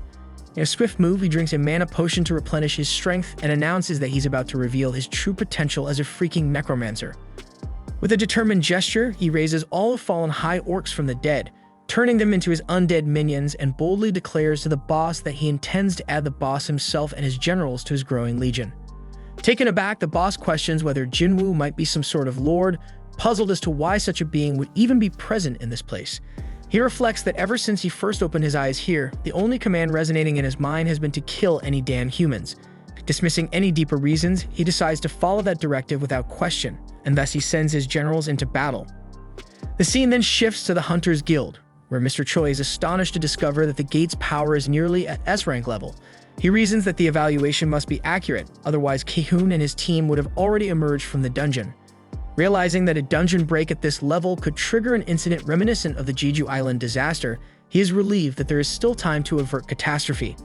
Mr. Choi then instructs his assistant to mobilize every hunter in the guild, prompting a message to be sent to all A rank and above hunters. He even mentions that they might have to call on the White Tiger Guild and the Fiend Guild for additional support. Although the assistant is surprised by this suggestion, Mr. Choi insists that for now, all they can do is to prevent things from spiraling further out of control. Back to the boss room, the battle intensifies as Jinwoo's general duels the orc commander while his own forces overwhelm the enemy. But to his dismay, the boss watches his own generals struggle and fall, prompting additional hunters to rush to Jinwoo's aid. However, the boss refuses to let them interfere and quickly injures several of them with his curse's magic. Rising from his damn high and mighty stance, the boss sneers that he will make Jinwoo regret ever challenging him. He casts a barrage of curses meant to inflict blindness, lethargy, and slumber on Jinwoo, but thanks to his exceptional health and longevity skills, the curses have no effect. Jinwoo then coolly explains that he's immune to such toxins and promptly summons his mages. In response, the boss erects a formidable magical shield to block the assault, but the mages counter by launching a fireball enhanced by the sphere of Avaricious. The blazing orb tears through the boss's barrier, striking in hard and fueling his anger. Just then, Cheke bursts onto the scene, her eyes wide with shock as she surveys the chaotic melee. She notes that several hunters are down and Kyun, for instance, is injured, but being hastily healed by the medic. When she asks what the hell is going on, the fighters can only offer confused glances. The boss then ramps up his assault, channeling strengthening magic and other spells to transform himself into a giant intent on crushing Jinwoo underfoot. Jinwoo, however, nimbly dodges the massive blows, remarking disdainfully that he's never cared for giants, likely due to a previous debacle in the double dungeon. In retaliation, the boss unleashes a torrent of fire spells around him, indiscriminately wiping out friend and foe alike. Enraged, the boss taunts Jinwoo, questioning whether he still believes he can stand up against such might. In a bold move, Jinwoo lunges forward and stabs the boss in the eye, declaring that by turning into a giant, the boss has only made himself a bigger, more vulnerable target. And he adds coolly that a lone mage without any guards stands no chance against an assassin-type hunter. The boss fires back with more searing fire spells, but Jinwoo deftly evades every blast and counterattacks with his dagger, only to find that his blade barely makes a dent. Realizing brute force alone won't cut it, Jinwoo summons his ruler's hand, using it to snatch up a set of chains. With a swift, decisive motion, he binds the boss and hurls him around the room, leaving the monstrous adversary reeling at his feet. Just then, Jinchul arrives at the scene and, taking in the astonishing display, tells Chaha that he had come to lend support when he noticed an outpouring of potent magic from outside, but now he feels his help might no longer be necessary. Noticing that even the head of surveillance seems to acknowledge Jinwoo's power, Chaha wonders just how formidable he must be. She asks Jinchul what he thinks of Jinwoo, to which he replies with a shrug, admitting that he doesn't really know him all that well. Meanwhile, Jinwoo tells the injured boss that his fate was sealed the moment his own guards fell in battle. Refusing to accept defeat, the boss snarled, but Jinwoo wasn't finished yet, and he called upon the spirits of his former guards to finish the job. And after exchanging some decisive blows, the boss fell, and with great fear in his eyes, he looked up and saw his former generals ending his life. After emerging victorious, Jinwoo felt a surge of power and ascended a few levels, then proceeded to extract the boss's soul, a move that shocked everyone. After rising up, Jinwoo jokingly comments that he finally becomes now much more docile after he turns into a shadow. Then while performing the extraction, he realized he could name the soul. Since the boss's true name had escaped his memory, he decided to dub him Fang. Upon inspecting Fang's essence, Jinwoo discovered that the fallen foe held the Elite Knight rank, a classification he'd never encountered before, though he recognized it as something truly remarkable. He also notes that the High Orcs proved to be a significant gain, just as Jinchul steps forward. Up until this point, Jinwoo had been so engrossed in the soul extraction that he hadn't noticed Jinchul's arrival. When other hunters begin clamoring for an explanation of what just transpired, Jinchul's team intercedes on his behalf, declaring that Jinwoo is currently the association's top secret. They instruct everyone to keep the day's events confidential, explaining that Jinwoo unleashed the power of an S-rank hunter solely to protect them. With that, Jinchul and his team escort Jinwoo out, but before parting, Ki-hoon and his comrades express their heartfelt gratitude, and Jinwoo returns the healer's will to her. Then as Jinwoo was departing, Chege tried to catch up with him to speak, but the bespectacled mage interrupted and asked why she was lugging around with a pickaxe.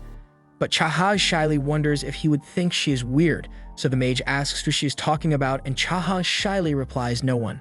Later, Mr. Choi receives a report of the incident and is utterly astounded by the multitude of abilities Jinwoo has displayed. He asks Ki-hoon to compare the strength of Jinwoo with his own, noting that while typical raids rely on the coordinated efforts of many hunters, Jinwoo defies that norm by working alone. Ki-hoon then challenges Mr. Choi, asking whether he truly believes that he can conquer the most difficult dungeon on his own.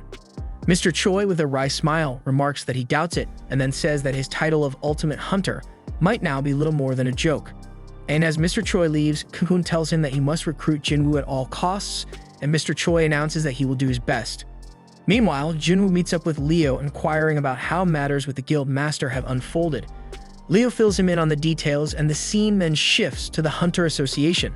Their famous actor named Lee Min-sung has just awakened as a hunter, and the media has swarmed the area to cover the breaking news. Min-sung, reveling in the attention, believes himself to be the star of the day, basking in his newfound fame. The scene then shifts to Baek and Mr. Choi arriving at the Hunter Association, with the media buzzing that they're there to recruit Lee Min-sung. Baek, clearly annoyed, asks who the hell that even is, and Mr. Choi curtly replies that he's not here for that nonsense. Although Mr. Choi has heard of Lee Min-sung, he explains that the guy has already inked a deal with the Fiend Guild, and he's here for something entirely different. Disappointed by the lack of a juicy headline, the media soon scrambles off. Baek then recalls hearing that Mr. Choi had been troubled by the recent A-rank dungeon, which nearly reached S-rank status. Mr. Choi dismisses it as nothing compared to what the White Tiger Guild suffered at the Red Gate, where real casualties occurred. Baek mentions he even heard that Mr. Choi was almost about to beg him for help, but Mr. Choi insists that things turned out differently thanks to Jinwoo, so much so that he now plans to give Jinwoo a grand welcome into his guild. Baek agrees that Jinwoo saved them too, and the two start bickering over who will be the one to recruit him.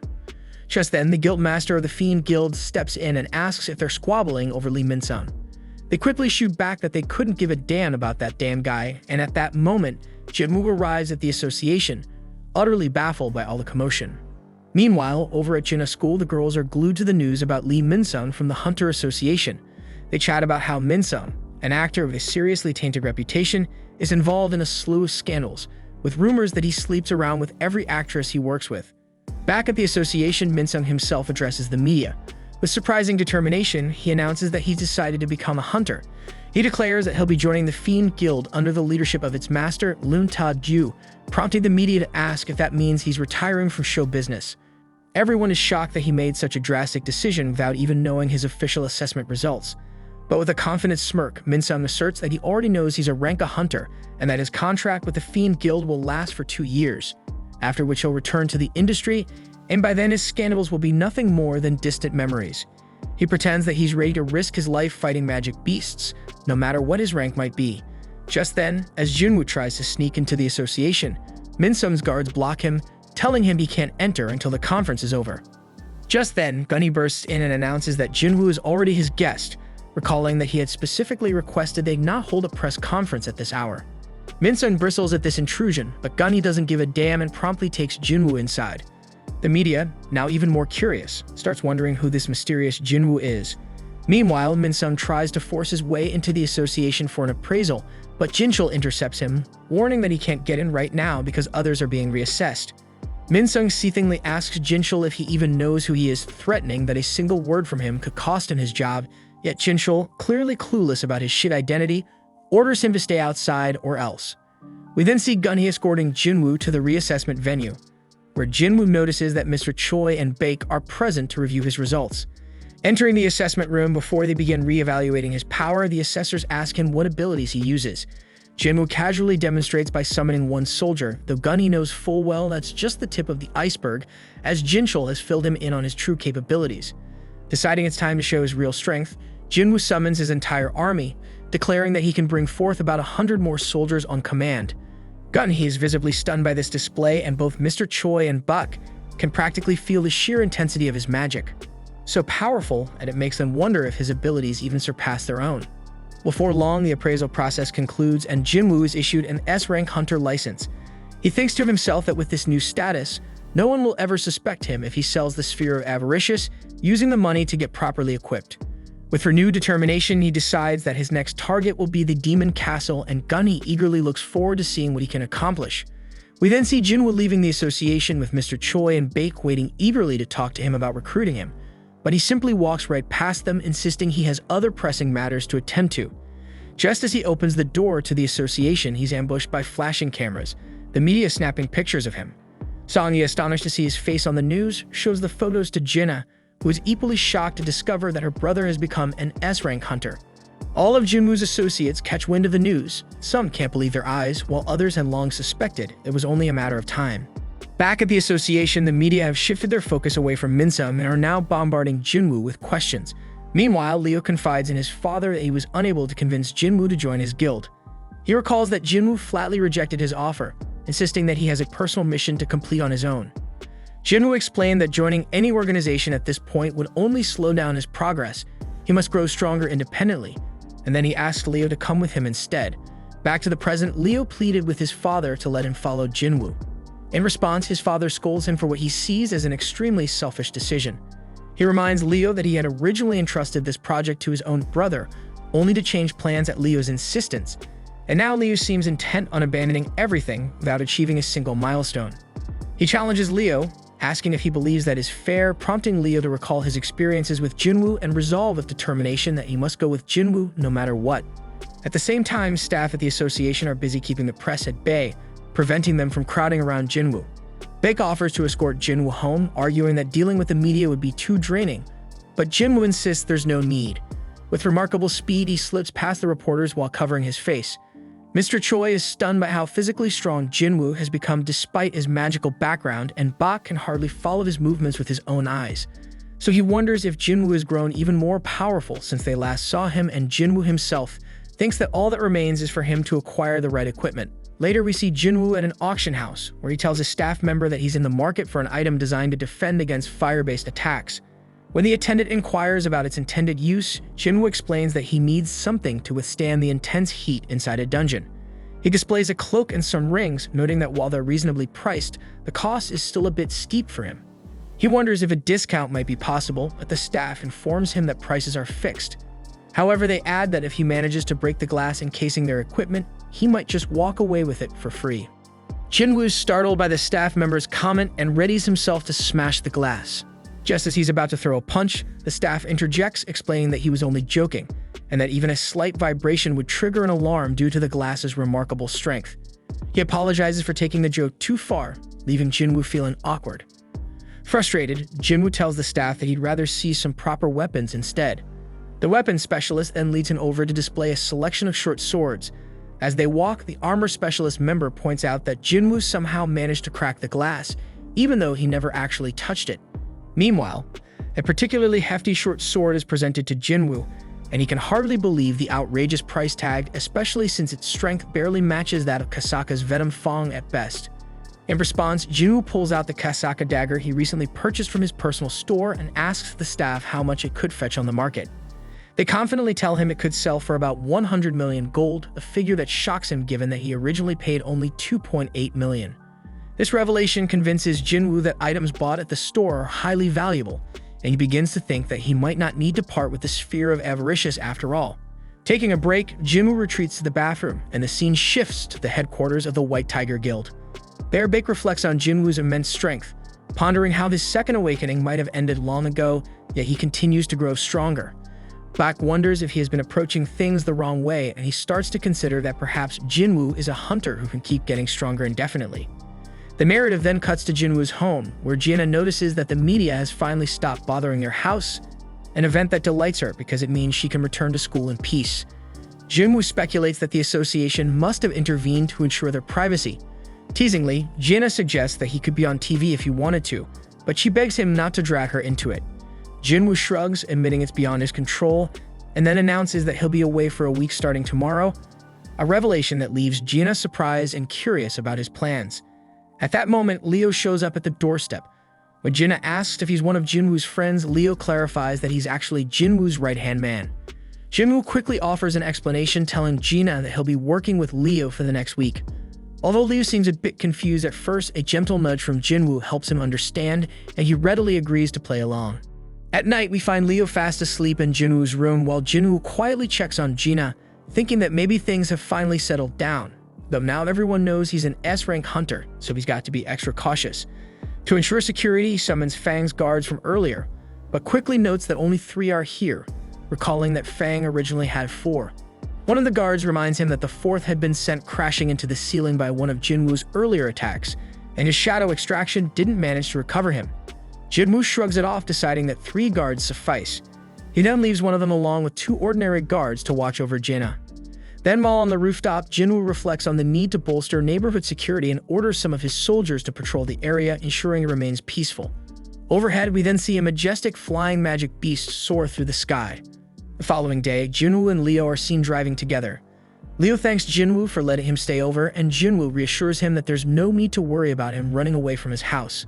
Leo then inquires about Jinwoo's business at Daesung Tower. Jinwoo reveals that he's scheduled to train for an entire week there, much to Leo's surprise. After all, he's already an S-rank hunter. Jinwoo simply replies that he still believes in the pursuit of greater strength, a sentiment that doesn't surprise Leo all that much.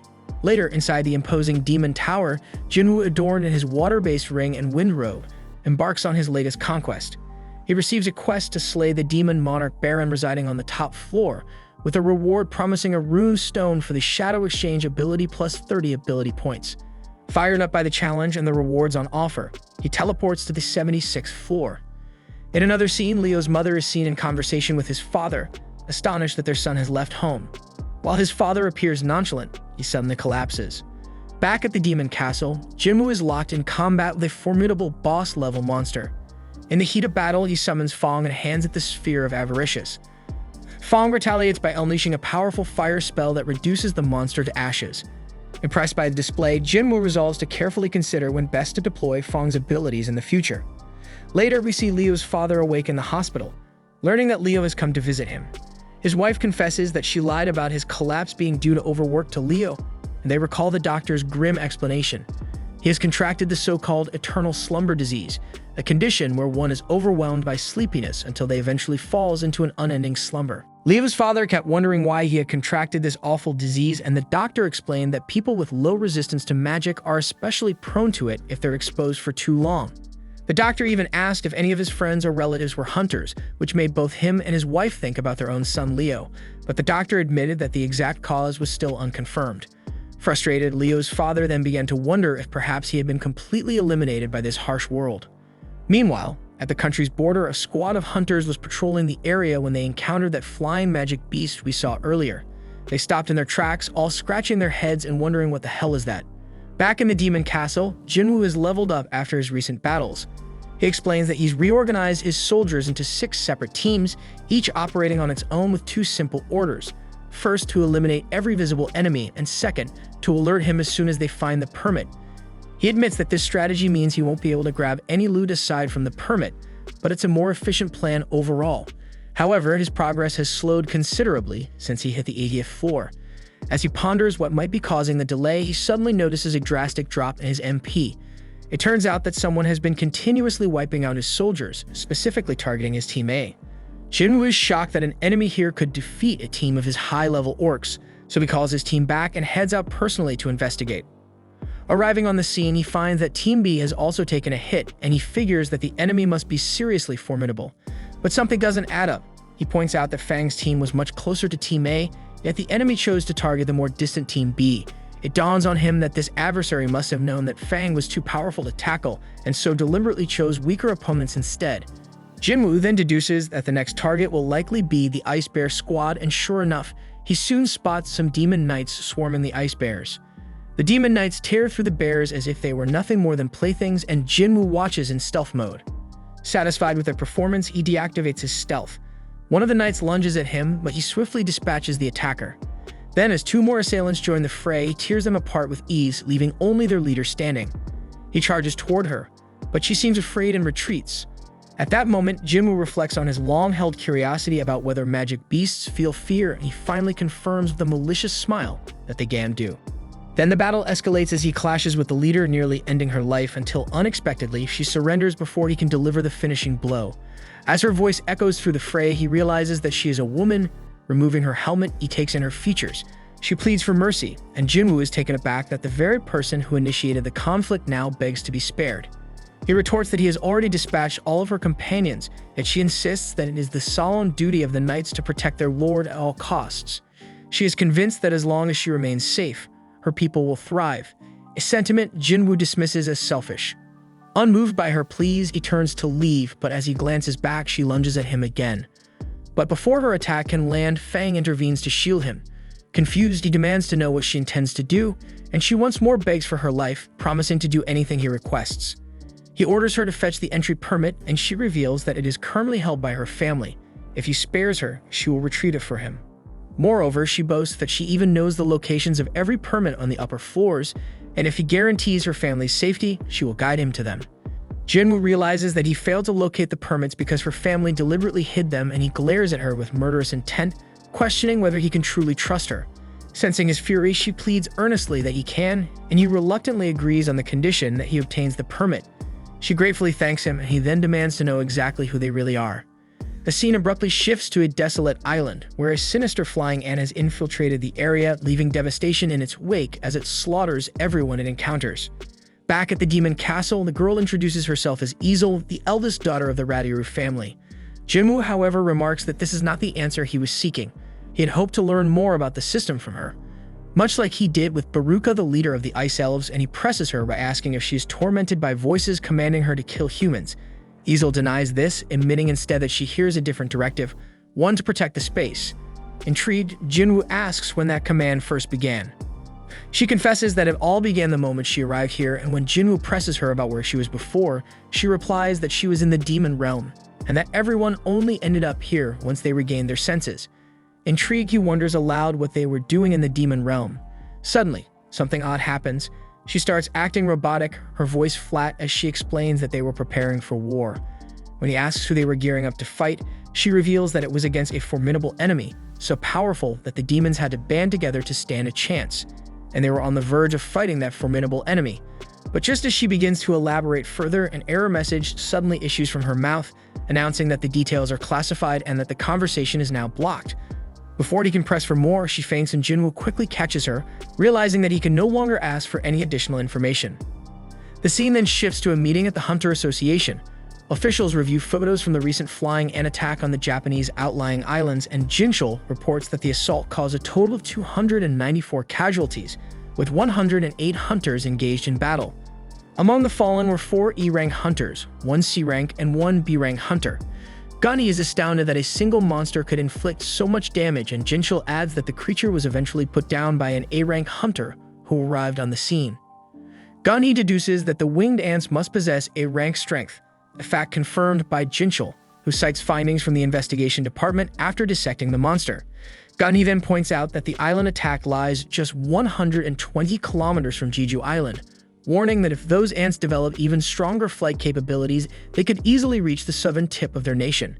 He immediately calls for assistance from Japan and urges that neighboring countries be alerted. He laments that the inevitable threat is upon them now. He wanted to strike first to prevent casualties, but it appears he was too late. Determined, he declares that the 4th raid mission of Jeju Island is now underway. Back in the demon castle, Isol apologizes to Jinwoo for suddenly fainting. He gently asks if she's alright, and she assures him that she's fine, even wondering if he had been worried. He admits that he was indeed concerned and inquires if her home is nearby. Isol gestures toward a house straight ahead, and they proceed inside. Once there, her father is taken aback by the unexpected visitor and wonders if she hadn't noticed the countless troops silently looming in his shadow. Jinwoo notes with appreciation that her father is quite perceptive, but soon enough Isol's father's forces close in around him, declaring that they won't let him leave alive. Isol intervenes, pleading with her father to stand down, while Jinwoo calmly reminds her father that he promised Isol not to harm anyone as long as he receives the permit. Having heard that Jinwoo had defeated both Vulcan and Metis, her father is convinced that Jinwoo isn't an opponent they can defeat. Reluctantly, he hands over the permit, ordering Jinwoo to leave. Then, with unexpected boldness, Jinwoo asks if he might borrow her daughter as well.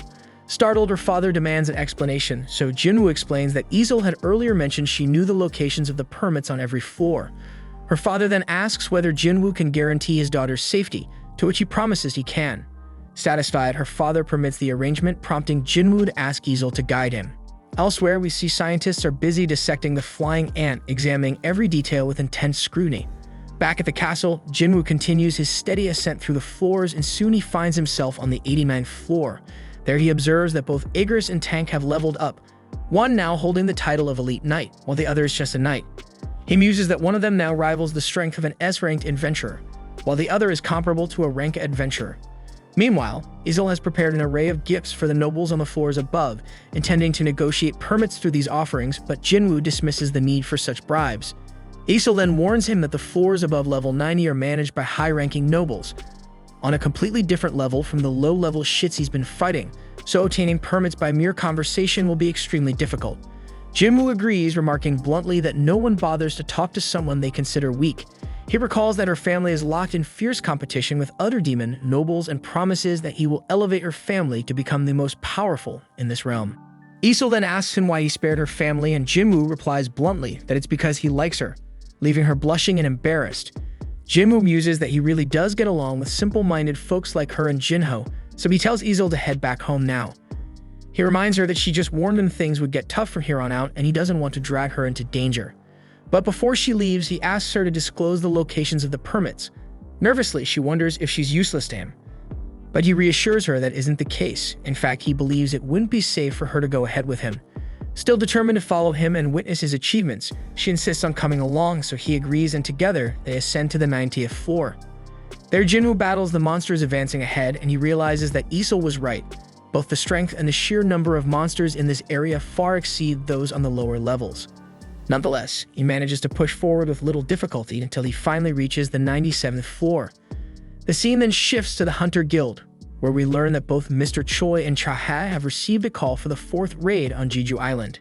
Mr. Choi reveals that all the S-rank hunters in the country have been mobilized, and Cha-ha wonders if this means Jinwoo will be involved as well. He then informs her that they will be cooperating with Japan this time, since the flying ants have also been threatening that region. Cheke asks when the raid will commence, but no exact time has been decided yet, though he believes it will start soon because the hunters from Japan's ultra-large guild are scheduled to arrive in their nation later today to discuss the situation. Meanwhile, we see Jinwoo on the 100th floor of the demon castle, where he spots a wyvern circling overhead. The creature lands, and riding it is none other than the demon lord Baron. Jinwoo is struck by the overwhelming aura emanating from Baron and wonders if he has any chance of defeating him. Isol freezes in fear at the sight of the demon monarch, and Jinwoo realizes he must bring Baron down from his ride first because fighting an opponent in the air would be far too challenging. Baron then soars upward, summoning demons to attack Jinwoo. Isol panics, unsure of what to do, and Jinwoo quickly summons his army, now enhanced by his monarch's domain. Together, they engage the summoned demons, wiping them out with ease, which leaves Isol in awe of Jinwoo's power. Still, she remains uncertain whether he can ultimately prevail against Baron, as he is merely an invader, and she wonders whose side she should ultimately choose. Baron then unleashes a torrent of lightning that cascades from the sky in a devastating area of effect attack, decimating Jinwoo's soldiers and sapping a large portion of his mana. Isol nearly gets caught in the storm, but Jinwoo quickly shields her. He realizes that this isn't ordinary lightning. It's a wide-range assault with a stunning effect. Though he knows his soldiers can be revived, repeated hits like this will rapidly sap his MP. Determined to act before his resources are completely depleted, he activates his dash and stealth skills to charge at Baron and target his wyvern. However, Baron effortlessly blocks his attack, and Jinwoo is taken aback that his stealth detection was penetrated. Baron then hurls Jinwoo forcefully to the ground and attacks with a homing lightning breath. Jinwoo dodges the attack, but is intercepted by Fang, who saves him at the last second. Just then, Igris steps in and slices off the wyvern's head, bringing Baron crashing to the ground. Jinwoo breathes a sigh of relief, glad that the demon lord has been forced to the ground because he was growing weary of constantly looking skyward. A scene then shifts to the Hunter Association, where a meeting is underway with Goto Ryuji, the guild master of the Draw Sword Guild, accompanied by his interpreter, Hanakawa. Gunny explains that the Draw Sword Guild is one of the largest in Japan, boasting 11th rank hunters and standing as the second largest guild in Asia. He comments that Gono exudes an inspiring aura and truly lives up to his legendary reputation. Hanakawa then thanks the association for accepting their proposal to form a joint assault team. Gunny, not wanting any fuss, tells her not to mention it further. After all, they were the ones who first requested support. Hanakawa then explains that their research based on information gathered and the dissection of the winged ants has revealed 2 critical points for the mission. First, the flying ants grow rapidly after hatching but have a lifespan of only 1 year, meaning that if the queen is killed, the rest will perish within a year. The second key finding concerns the ants' behavior. Based on records from 3 previous raid missions, the researchers discovered that the ants are strongly attracted to potent magic power. Hanekawar remarks that this trait will be crucial in devising a strategy for the upcoming mission, and Gunny agrees, noting that they've analyzed the ants' movements with remarkable thoroughness. Hanekawan then translates for Goto, explaining that their guild plans to send 10 out of their 11 S-rank hunters, all tasked with luring out the ants, while the Korean hunters are slated to eliminate the queen ant. Jinchul then expresses some reservations, pointing out that this strategy might force the Japanese hunters to face thousands of ants head-on. Goto, however, is unfazed, since his hunters will merely act as bait rather than engage in full combat, and their AI simulation confirms that this is the optimum plan, and Gunny agrees to the plan. Back in the demon castle, Jinwoo's army continues its fierce battle against the demons, and Jinwoo himself fights relentlessly. He barely finds time to gulp down a mana potion before he notices his MP rapidly depleting. We then see Igris, Iron, and Fang locked in combat with Baron, who seems to effortlessly block all incoming attacks, including Jinwoo's own strike. And in a brutal moment, Baron seizes Jinwoo by the head, poised to finish him off. Yet Igris intervenes, intercepting Baron's sword, and Jinwoo takes advantage, slashing one of Baron's hands while Igris stabs the other, and Jinwoo's shadow army holds the demon down. In retaliation, Baron unleashes another lightning breath that wipes out a large portion of Jinwoo's forces, leaving him alarmed as his MP reaches critical lows. Undeterred, Baron summons his blades and engages Jinwoo in a rapid exchange of blows. The high-speed duel sees Baron gradually overpowering Jinwoo, and he even manages to disarm him. As Baron attempts to deliver a finishing lightning breath, Jinwoo holds down his arms. Just then, Baron lunges again with his lightning breath, but in a sudden twist, Ezel throws her blade to divert his focus. Seizing the opportunity, Jinwoo channels the power of his ruler's hand, and with a display of raw strength, he rips off Baron's arms. Not willing to give up, Baron tries once more to release a lightning breath, but Jinwoo counters with a devastating uppercut that blasts the demon's head from his body, defeating him once and for all. Jinwoo then collects Baron's soul, thus completing his soul collection quest, and he instructs Ezel to inform her father that the Radiru family is destined to rise to the top of the ranks of this tower from now on. Then we see that Jinwoo has now secured the purified blood of the demon monarch, and with it, he possesses every ingredient needed to brew the elusive elixir of life. He carefully reviews the elixir's success rate, and its quality and quantity depend on the intelligence level of its user, and after a brief moment of hesitation, he begins its formation. When the crafting is complete, he discovers that he's produced 6 bottles of the elixir, each of which must be consumed entirely to unlock its full benefits. Pondering whether this miraculous potion might be the cure for his mother's afflictions, he is interrupted by Iron, who brings him the corpse of a dragon. Impressed, Jinwoo compliments Iron and extracts the dragon's shadow, and having forgotten its original name, he christens it Kaizel. Ezel comments optimistically that riding Kaizel will enable them to return to her homeland in no time, even suggesting that they celebrate with a party upon their return. But Jinwoo, eager to test the elixir of life immediately, cuts her off. He recalls that one of his rewards included a rune stone, and after rummaging through his spoils, he finds it and crushes it, a decisive act that grants him a new ability called Shadow Exchange. This power allows him to swap positions with one of his shadow soldiers, though it comes with the limitation that he cannot use it again for 3 hours after each activation. Delighted with his new power, Jinwoo tells Ezel to head home on her own. She hesitates, wondering if he isn't coming to the party, but Jinwoo explains he doesn't have time to detour to the 80th floor right now. Instead, he uses Shadow Exchange to swap positions with a shadow soldier near his house. Noticing that the ability is now on cooldown, he summons Kaizel and rides it the rest of the way home. Elsewhere, Jinchul and Gunhee review their strategic plans. Gunhee outlines that they intend to use the hunters' combined magic power as bait to lure out the flying ants. Following that, they will deploy special interference waves designed to disrupt the ants' sensory communication. Seizing this window of opportunity, the special forces are set to infiltrate the nest and eliminate the queen. Jinchul remarks that the crucial challenge now is whether the interference waves will work as planned, and although Gunhee shares some of his unease, he remains confident that the investigation's findings are solid and aligned with their conclusions. He reassures everyone that they also have a contingency plan in case the waves fail, so for now, they should focus on thoroughly preparing a team of hunters to head to the island. Shifting the topic, Gunhee asks Jinchul if he's managed to contact Hunter Jinwoo yet, but Jinchul admits that his attempts have yielded no response so far. The scene then shifts to Baek enjoying a drink with Byung-go. Byung-gu then cracks a lousy joke that barely elicits a chuckle from Baek.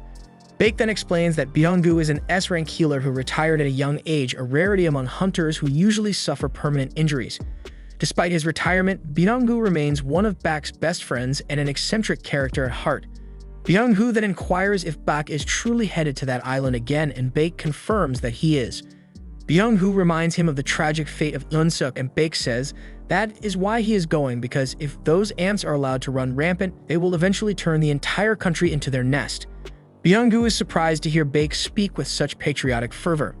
Undeterred, Baek insists he's going regardless. Byung-gu teases him, remarking that he sounds just like Eun-suk did. He adds that he'll never return to that hellish place and pleads with Baek to leave if he is here to invite him to go back to that damn place. Baek, however, is only there to say goodbye because he might not survive this mission.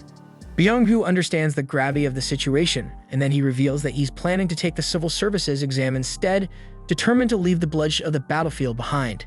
He admits that the exam will be tough as he's only ever excelled at history thanks to watching countless historical dramas. He declares his intention to lead a normal life away from the chaos of battle, which Baek approves of, noting that it's the hunters who are anything but normal. Baek muses that some hunters even enjoyed fighting magic beasts and wonders if that very condition might be the spark needed for awakening. The scene then shifts to Jinwoo sitting quietly by his mother's bedside, where he notices a lingering burn mark on her neck, a scar that haunts him with memories of a childhood accident when he accidentally spilled boiling water on her, though she had barely reacted back then. Overcome with remorse, he retrieves the elixir of life, uncertain whether its legendary powers will work but choosing to trust a system that has never failed him before.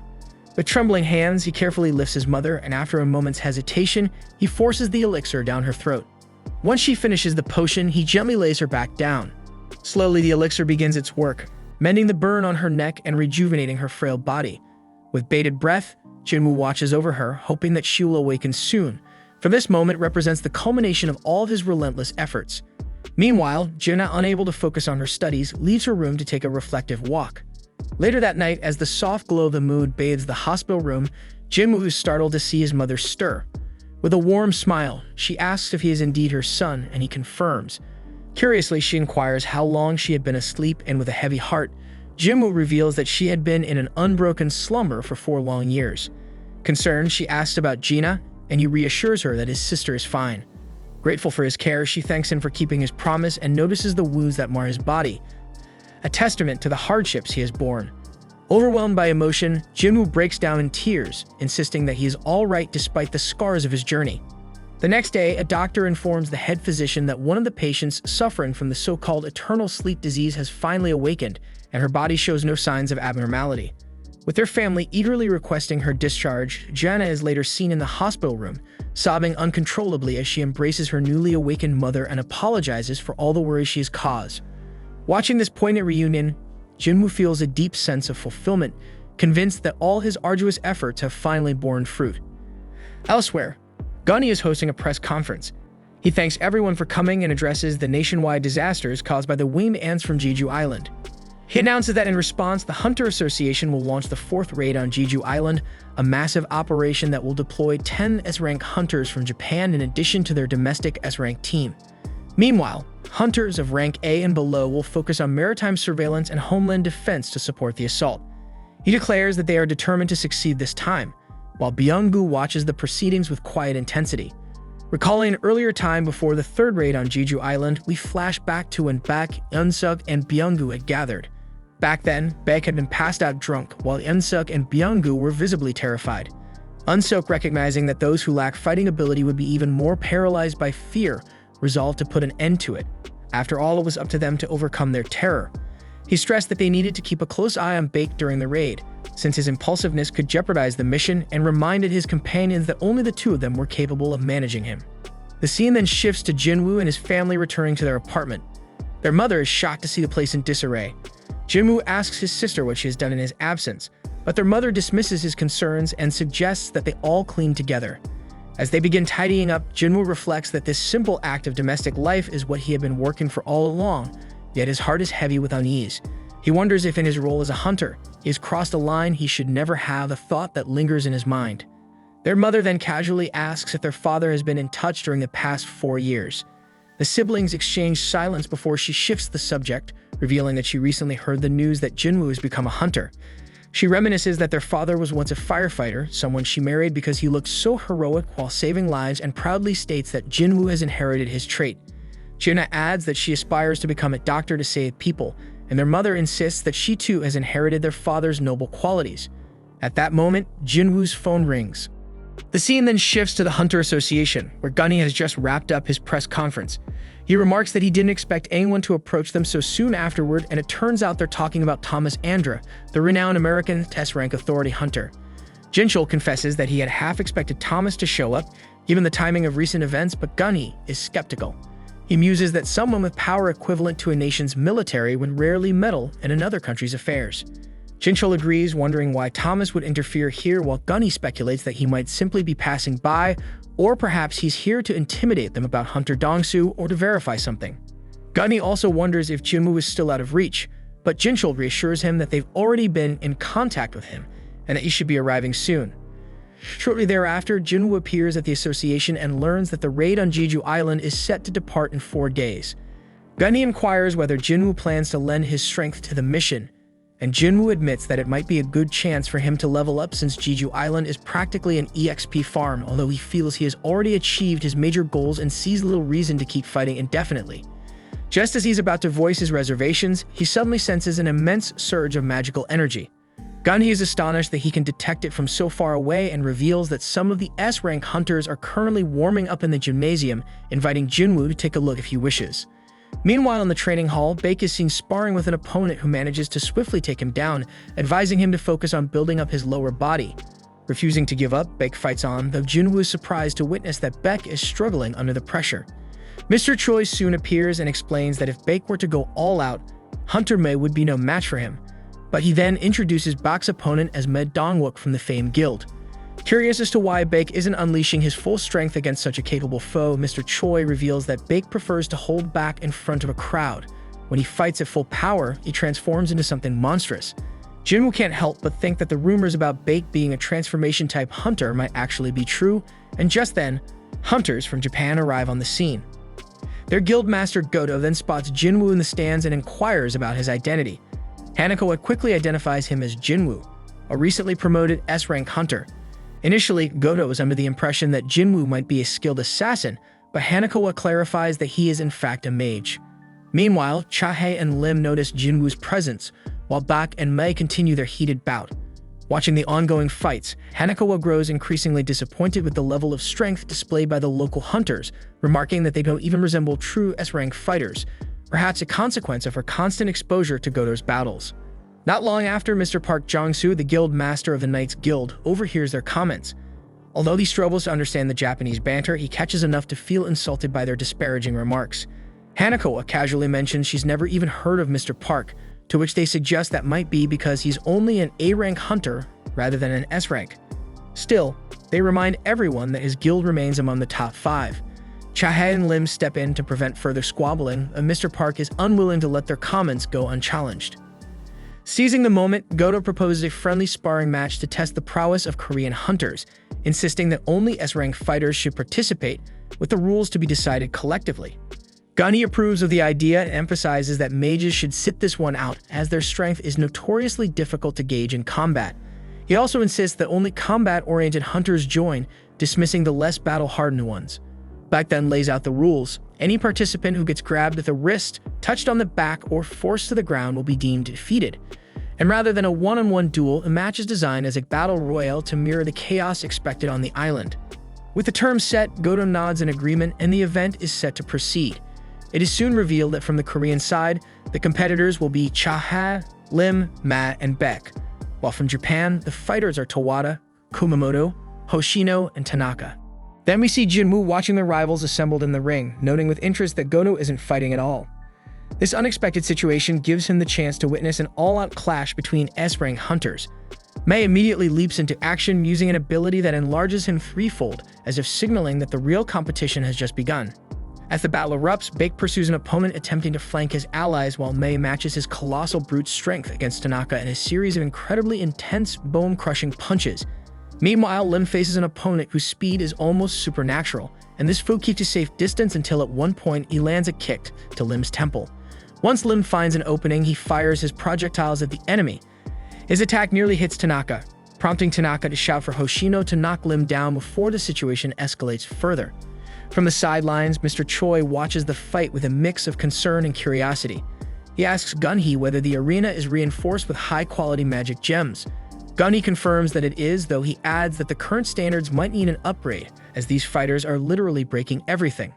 As Bak chases his rival, he reflects bitterly that these hunters are truly the cream of the crop among the Japanese S ranks. If the association ever hopes to win, it will take some heavy lifting. Adopting his monstrous form, Bake attacks fiercely, yet his opponent always manages to slip away. In a moment of frustration, Bake concludes that Kumamoto, in particular, is not built for direct combat. Kumamoto, aware that he narrowly escaped, silently admits that this kind of brawl isn't his forte. Bake glances over at Goto and imagines that the purpose here is to test his subordinate's readiness for the upcoming battle against the ants. Seizing this moment, Bake transforms into an even more advanced form, feeling honored to provide the answer Goto seeks. As Kumamoto struggles and attempts to flee from Bak's relentless pursuit, Bak's speed proves too overwhelming, although his claws never quite manage to land a decisive blow. From the audience, Mr. Park scrutinizes the intensity of the skirmish, concluding that as an A-rank hunter, he stands no chance in such a high-level ring, even though his sycophantic subordinate insists otherwise. Amid the chaos, Tanaka has already finished off Ma, and while Hoshino subdues Lim and ends their duel, Bek clearly dominates his own fight. Yet, Kumamoto persistently dodges every attempt by Bek to strike him. Finally, the two victors from the duels step forward to support their struggling comrade, positioning themselves in front of Bak in a show of solidarity. Meanwhile, Cheke keeps her opponent under control with a flurry of rapid attacks. After landing a solid hit on the Japanese woman Tawada, she realizes she must dash off to aid Bek. But as she sprints away, Kumamoto suddenly appears behind her. With astonishing reflexes, Chaha reacts immediately, drawing blood from Kumamoto, whose eyes flare up an intense, monstrous red. Outside the ring, Kumamoto's acquaintances murmur that no one knows what might happen when he reaches this stage. Hanako suggests that perhaps they should pull Kumamoto out of the ring for his own safety, but Goto objects, fearing it would upset some of the other hunters. So Kumamoto remains in the fight and launches an all-out assault on Chaha with a ferocity no one could have anticipated. With a devastating punch, Kumamoto shatters the ground beneath them, using the rising smoke as cover to catch Chaha off guard. Just then, Jinwoo intervenes to break up the dangerous skirmish, making it clear that the friendly duel has long since escalated beyond its original bounds. Not satisfied with merely disrupting the fight, Kumamoto continues his enraged assault and targets Jinwoo next. Jinwoo, however, effortlessly knocks him down and restrains him. Impressed by the young fighter's capabilities, Goto decides he must personally verify whether Jinwoo is truly just a mage.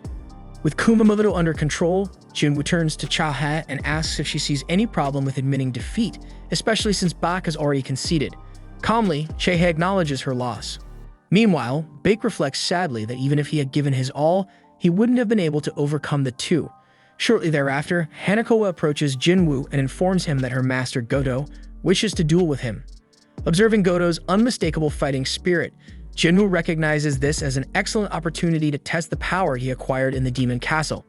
At the same time, Goto grows irritated when he realizes that Jinwoo even smiles at the prospect of challenging him. Hanako then confirms that Jinwoo has accepted the duel, but with one condition: Goto must fight without holding back. In another part of the world, a TV news report announces that the fourth raid on Jeju Island is fast approaching. Noticing that Jui is watching the report, a woman asks if she's planning to work, but Jui replies that she's off today. Nonetheless, the woman insists that the hunters must remain focused on the raid and not become idle. After this brief exchange, Jui steps out onto the balcony to make a call regarding the defense forces for the Jeju Island expedition. Back in the training room, Lim asks with a mix of curiosity and concern about what's going to happen now, and Mek casually replies that Jinwoo is about to face Goto in a duel. Chaha reflects quietly that she has seen Jinwoo fight in an A-rank dungeon before, but she isn't entirely sure if he's truly ready for a challenge of this magnitude. Bak then inquires whether Chaha isn't bothered by being surrounded by so many hunters, to which she coolly responds that on the battlefield, one can't afford to hold her nose all the time. In fact, it might be better to stop those overly confident fighters too. Bak agrees, admitting that while he would typically favor a duel between a fighter and a caster, now he finds himself sharing the same sentiments as his partner. After all, if Jinwoo is indeed an awakened mage capable of growing stronger, no one really knows what might happen. With that, Jinwoo announces that he's ready to fight. No sooner does he speak than Goto immediately lands a punch aimed at Jinwoo's face, though Jinwoo dodges it just in time, sarcastically remarking that he couldn't even finish his sentence. Sensing the formidable aura radiating from Jinwoo, Goto begins to doubt that he's merely a mage. Either way, it's time to discover Jinwoo's true nature. With renewed determination, Goto launches an all-out attack, moving with incredible speed. Jinwoo acknowledges that his opponent is indeed a cut above the rest of the S ranks, but he simply isn't fast enough to land a hit. Infuriated by the smug smile on his rival's face, Goto intensifies his assault. From the sidelines, Lim admits somewhat helplessly that he can't see a thing, while Meg points out that Jinwoo must be exceptionally tough to be able to dodge those powerful punches. Meanwhile, Chahe observes that Jinwoo isn't just evading attacks, he's also carefully testing his opponent's strength. After a flurry of blows, Goto notices that his rival is starting to put some distance between them and dislikes how effortlessly Jinwoo seems to be handling the fight. Determined to change tactics, Goto conjures a skill that envelops his fist in roaring fire. With an even greater burst of speed, he slashes at Jinwoo's face, followed by a crushing strike that makes Chahe fear for Jinwoo's life. However, when the dust finally settles, Jinwoo not only blocks the attempt, but also taunts his opponent, remarking that those pointed fingers could easily poke someone's eyes out. Moreover, Goto makes it clear that if Jinwoo had grabbed his wrist instead of his hand, it would have been game over for Goto. Yet neither fighter seems willing to end the match too quickly. With that, the two separate and retreat to accumulate an enormous, almost grotesque amount of mana for their next exchange. Their subordinates suddenly realize that the master is truly in the thick of the fight. Baek's eyes widen with worry because he fears that someone might not make it out alive, while Goto and Jinwoo seem entirely fixated on their duel. Riding the crest of powerful waves of mana, the two charge into a direct confrontation. At the same time, Baek and Chahat intervene by grabbing Jinwoo, and the Japanese side holds back their leader, convinced that the battle would otherwise spiral wildly out of control. Finally, Baek orders Hanako to instruct the master to call a halt to the fight. Once the confrontation ends, Mei can't help but joke that the young fighter faced the mighty Goto and ended up with nothing more than a scratch. Jinwoo reflects that although he took a significant risk, he now has a keen understanding of everyone's strengths, and he even managed to infiltrate soldiers into the shadows of 5 of them. As the Japanese guild prepares to depart, Gunny warns Goto that he'll be sending information about all the hunters involved in the upcoming raid. Later, when they're alone, Gunny sees Jinwoo approaching and Jinwoo casually asks him about the Jeju Island mission. At the same time, Goto calls a man named Ryuji and tells him about a very powerful hunter in the area whose name is Jinwoo, who has recently undergone a reawakening and been elevated to S rank. Ryuji finds it odd that this formidable hunter's name isn't on the raid list, a fact that also surprises Goto. Similarly, Chahe remarks to Mr. Choi that Jinwoo isn't joining them on the mission. Mr. Choi believes Jinwoo has his reasons, and he insists that something must be said about it. At that moment, Baek notices that even Byung-gu is absent from the mission. In the end, Mr. Choi concludes that with 15 S-rank hunters still at the association's disposal, victory is assured. As night falls, Jinwoo returns home to a warm welcome, where his mother and sister greet him with dinner already prepared. With a relieved smile, he announces his return. During the meal, he reflects on how his mother had awakened after 4 long years in a coma and admits that she needs him. For that reason, he has decided not to join the Jeju Island mission. At the same time, on that same island, the Queen Ant laments that her subjects have begun devouring one another due to a severe shortage of prey, a situation that simply cannot continue. The Queen herself knows that to leave the island, she must have an even stronger offspring capable of leading her kingdom. At that moment, a creature breaks free from its egg and undergoes a dramatic mutation, transforming its body and color to become more human-like with 2 arms and 2 legs. The Queen urges her offspring to grow stronger, and in response, the newly emerged creature lets out a disturbing, otherworldly scream that sends a surreal wave of mana rippling through the air. Back in the city the following day, the TV broadcasts alarming news. The flying ants are evolving at an unprecedented rate. Whereas during the 3rd raid on Jeju Island they had remained terrestrial, these new versions now exhibit humanoid traits and sport a pair of wings on their backs. As Byung-gu strolls through the streets, he passes by children imitating S-rank hunters, a vivid reminder of how deeply the phenomenon has captured the public's imagination. Nearby in a bustling coffee shop, Leo is trying to persuade Han Song-ye to stay out of the defense force, arguing that she's still only E rank. Over the din of conversation, the city's sound system blares an announcement that hunters are being urgently recruited to safeguard Korea. At the same time, Jui unexpectedly encounters none other than Song Cheol, adding to the day's unfolding intrigue. As dusk approaches, Gunhee eagerly awaits the start of tomorrow's raid on Jeju Island. When dawn finally breaks, fleets of ships begin arriving near the mission site. A member of the Knights Guild turns to the master, asks if they truly have what it takes to confront the ants. Mr. Park replies curtly that their capabilities will only be proven in battle, but assures him that they were dispatched as an emergency measure. Not far away, the famed guild makes its dramatic entrance by helicopter. The leader Mei bids farewell to the vice master as he sets off for war. Nearby, as always, Minson draws countless media clicks with his usual flair, while Lim demands that someone retrieve him immediately to prevent further chaos. Throughout the attack fleets and among the coastal guard, worried expressions can be seen on the faces of the hunters. In a meeting with Association President Gunhee, Jinchul reports that all units are fully prepared. Gunhee is visibly pleased to see so many volunteers ready to defend the country and is relieved when news comes in that a certain individual had reconsidered and decided to join the offensive. At that moment, Baek is startled to see Byung-gu approaching, and the two old friends greet each other warmly. Meanwhile, at the island's center, the elite Japanese group is split into 4 teams, each assuming strategic positions. As the hunters are airlifted to their mission zone, they notice that a team of cameramen has been dispatched by the board to broadcast the battle live. Ma inquires whether the cameraman is safe, and the man reassures him that he's accustomed to filming in hazardous conditions. Ma adds with a touch of weary hope that he wishes this would be the final S-rank raid on the island. After all, if these raids persist, the entire country might vanish. Baek silently agrees and muses that a national hero must emerge from this confrontation. Jinchul then informs Gunhee that the attack team is ready to move out.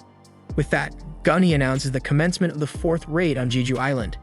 In a parallel development, Goda orders his 4 diversionary forces to operate at full strength, unleashing an astonishing surge of mana that leaves Buck, high above in the helicopter, visibly impressed. Amidst the chaos, swarms of ants begin emerging from a nearby anthill. Mr. Choi strides to the rear exit of the cargo aircraft and with brutal efficiency, blows up the insects. Yet, as an endless stream of ants appears every second, he quickly realizes that he must push himself even harder. Once he finally manages to eradicate the threat, he asks if it's time to land.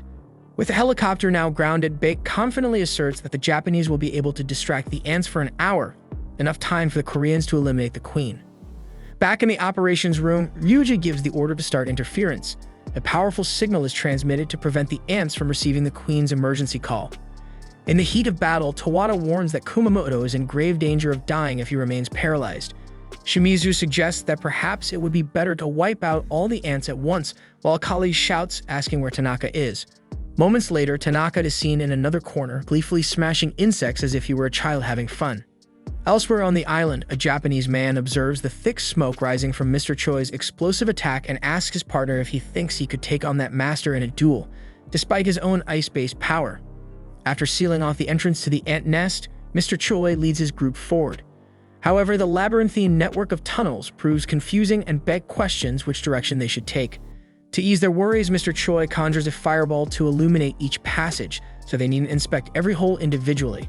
Now the task is simply to find the tunnel that leads to the deepest point, and Mr. Choi is convinced that a particular one is the right choice.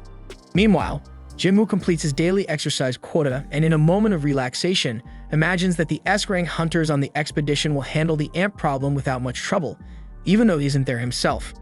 As the group follows the promising path selected by Mr. Choi, Lim speculates that the queen might have fled, but Baek reminds him firmly that escaping from this island isn't an option. At that precise moment, Mr. Choi gathers his comrades to inspect an egg chamber, which leads them to believe that the queen is nearby. Moments later, they spot a giant egg, and the sight fills the team with dread as a creature does seem to have emerged from it. Elsewhere, we see that Tanaka has injured his shoulder and asks for healing from the group's healer Shimizu. But instead of immediately tending to him, she teases him, demanding something in return. However, before anyone can react further, the Ant King suddenly appears and in a brutal twist rips Shimizu's head off and acts so shocking that it plunges the team into terror. And that shit seems like that damn Hunter x Hunter Ant arc all over again. Tanaka and his fellow hunter quickly sense a formidable presence nearby and immediately raise their guard to prepare for combat. However, before they can react further, the monster strikes with lethal precision, decapitating Tanaka and doing the same to the other hunter on their team as if they are nothing. The scene then shifts to the ant nest, where the hunters are battling white ants that seem to possess strength on par with S-rank hunters. Despite their formidable power, the ants move in a monotonous, predictable fashion, making them easy targets for hunters employing diverse tactics. One by one, the white ants are taken down. Chai points out that the exoskeletons of these ants are extremely tough, yet Dong-wook is relieved there aren't too many of them. Byung-woo reassures everyone that even if there are many, there's no need to worry because he will support the team from the rear. Bak is taken aback by Byung-woo's calm assurance, especially coming from someone who usually shies away from combat. In response, Byung-woo tells him to quit the sarcasm, reminding him that these ants can keep living even if their heads are chopped off, so the key is to cripple them instead. Bak takes his advice to heart and cripples one of the ants he just slayed by his foot. Dong-wook then observes that the enemies seem to grow stronger the deeper they venture into the cave, though they still haven't encountered any ants that walk on two legs. Mr. Choi speculates that these Baekdul ants must be guarding the queen. Lim chimes in, expressing concern that they have a long way to go and questioning whether they're on the right path. Mr. Choi reassures him that they likely are, and Chaha concurs, remarking that she can even detect a strong scent of powerful magical beasts emanating from deep within the cave. Surprised that Chae can sense such a presence from so far away, Mr. Choi suggests that perhaps Bak might be able to pinpoint them using his abilities. He tests this idea and successfully locates the queen. After a thorough search through the cave, he informs the group that the queen ant resides in the deepest part ahead, heavily guarded by numerous S-rank defenders. He warns that the decoy forces outside have their limits and urges them to move quickly. Although he acknowledges that the battle ahead will be challenging due to the unknown strength of the queen ant, he remains confident that with their current lineup, they are poised for victory. Back outside, we see that another team of Japanese hunters arrives on the scene, searching desperately for any sign of Tanaka and his missing comrades, as their comms have fallen silent. One of them spots what appears to be Fujishima's glasses, but before he can investigate further, his companion suddenly vomits and grimly remarks that he smells something utterly terrifying approaching. He channels his ice magic toward the source of the stench, only to have his efforts rendered futile when the Ant King shatters the ice with him inside. Meanwhile, Kumamoto and Tawada, unable to locate Tanaka's team, decide to focus on the battle unfolding before them. Back at the ant nest, the hunters have advanced into the queen ant's chamber and are heartened by the sight of a formidable force awaiting them. Byung-woo then steps up and uses his skills to bolster the entire group, infusing them with extra power as the fight erupts in earnest. Then Mr. Choi unleashes a torrent of fire magic to incinerate the advancing ants, admitting that he normally avoids using such potent spells, but he's making an exception given the dire circumstances. Not to be outdone, Bak transforms completely into a mighty white tiger and pounces on the ants, tearing them apart with his bare claws. Chae, witnessing Bak's fearsome beast form, is visibly awestruck. Amid the chaos, a news reporter with the team receives word that the viewership for the raid has skyrocketed, surpassing 380%. Eager for dramatic footage, the reporter attempts to get closer, only to be firmly held back by Byung-woo, who reminds him that this is an S-rank raid and that safety must come first. The battle is broadcast live, and nationwide the people watch with high expectations. As the fight rages on, Lim methodically takes out countless ants with his precise arrows, while Mr. Choi continues to fry the adversaries with his relentless fire magic. Bak in his white tiger form rips them apart, and Chae slices through wave after wave of the insect horde. Then eventually, after a lot of fighting, the hunters dispatch the last of the ant guards, setting the stage for the final confrontation with the queen ant herself. The queen ant then launches an attack on Dong-wook, but he manages to block her onslaught with his shield while Lim fires a volley of arrows at her. Bak joins the fray, remarking that a queen stripped of her guards is nothing more than a vulnerable target. In retaliation, the queen unleashes a cloud of poisonous breath toward Dong-wook and Bak, but Byung-woo intervenes, healing them instantly. He vows that as long as he's present, he will help them rise again no matter how many times they fall. The queen then turns her attention to the healer, but Dong-wook again blocks her assault while Mr. Choi pummels her with relentless fire magic. Despite their combined efforts, the queen remains standing and emits a blood-curdling scream that echoes across the island. Desperate, the queen attempts to flee, but the hunters refuse to let her escape. Mr. Choi renews his attack while Bak and Dong-wook hold her down. Seizing the moment, Chae slashes at the queen with her sword, severing her legs and forcing her to collapse. With one final decisive blow using her special decapitation skill, she beheads the queen, putting an end to her reign of terror. The nation erupts in cheers as news of their victory spreads, and Gunny beams with pride that the raid mission has finally been a success. He is confident that with the queen ant dead, the remaining ant population will dwindle and become extinct within a year, ultimately transforming the area into a safe, habitable zone for humans. Back at the nest, however, Bak remains troubled by the lingering echo of the queen's final scream. Byung-woo urges him to relax, reminding him that they've avenged Unsuk and that the queen is no more. Meanwhile, The ship emitting interference waves reports to Godo that something is amiss, and apparently all the ants are beginning to return toward the nest. Godo instructs his team to gather information and report back, and Mr. Choi soon notices that the fire barrier he had placed at the entrance of the nest has been shattered. Lim comments that this happened faster than expected, speculating that the queen's final scream might have been a call to rally her remaining companions. Despite Chaehae's confidence that the ants outside shouldn't be able to breach Mr. Choi's barrier, the hunters soon sense a powerful presence approaching. They soon realize it is the Ant King that hatched from the giant egg earlier. As the Ant King unleashes its formidable aura, Chaeha is overcome by its putrid smell, and it becomes evident that this is no ordinary magical beast. Then Mae Dongwook grimly states that they must kill it, but even as it strides past him, he finds himself powerless to stop its advance. The Ant King suddenly devours the Ant Queen's head, then swiftly turns its attention toward the hunters. In one devastating blow, it sends Chaehae flying through the air. In a desperate bid to counter the monstrous force, Mae Dongwook transforms into a giant, ready to engage the beast head-on. However, the Ant King proves far too powerful, and it rips one of Mae Dongwook's arms from his body along with his shield. Undeterred, Mae Dongwook continues his struggle, only to have his remaining arms sliced apart as well. Buck charges into the fray as well, but the Ant King overpowers him, brutally taking him down. It shows no mercy even to Mr. Choi, who suffers the same fate. Lim then fires the most powerful arrow he has at the creature, yet effortlessly catches it from the air and turns its assault on him too. Just when it seems the Ant King is about to finish Lim off, Mae Dongwook intervenes, only to reveal that he has been miraculously healed by Byung-go. Byung-gu, having gone into hiding using his camouflage skill, explains that once he activates this ability, he becomes completely invisible, though it renders him immobile, but this is a small price to pay if he can heal them while he is safe. And with quiet determination, Byung-gu asserts that as long as he is around, their team will not fall. But the Ant King focuses on Mae Dongwook once more, battering him relentlessly and treating him like a mere plaything. Suddenly, it senses Byung-gu despite his invisibility and viciously stabs him in the chest before he can even react.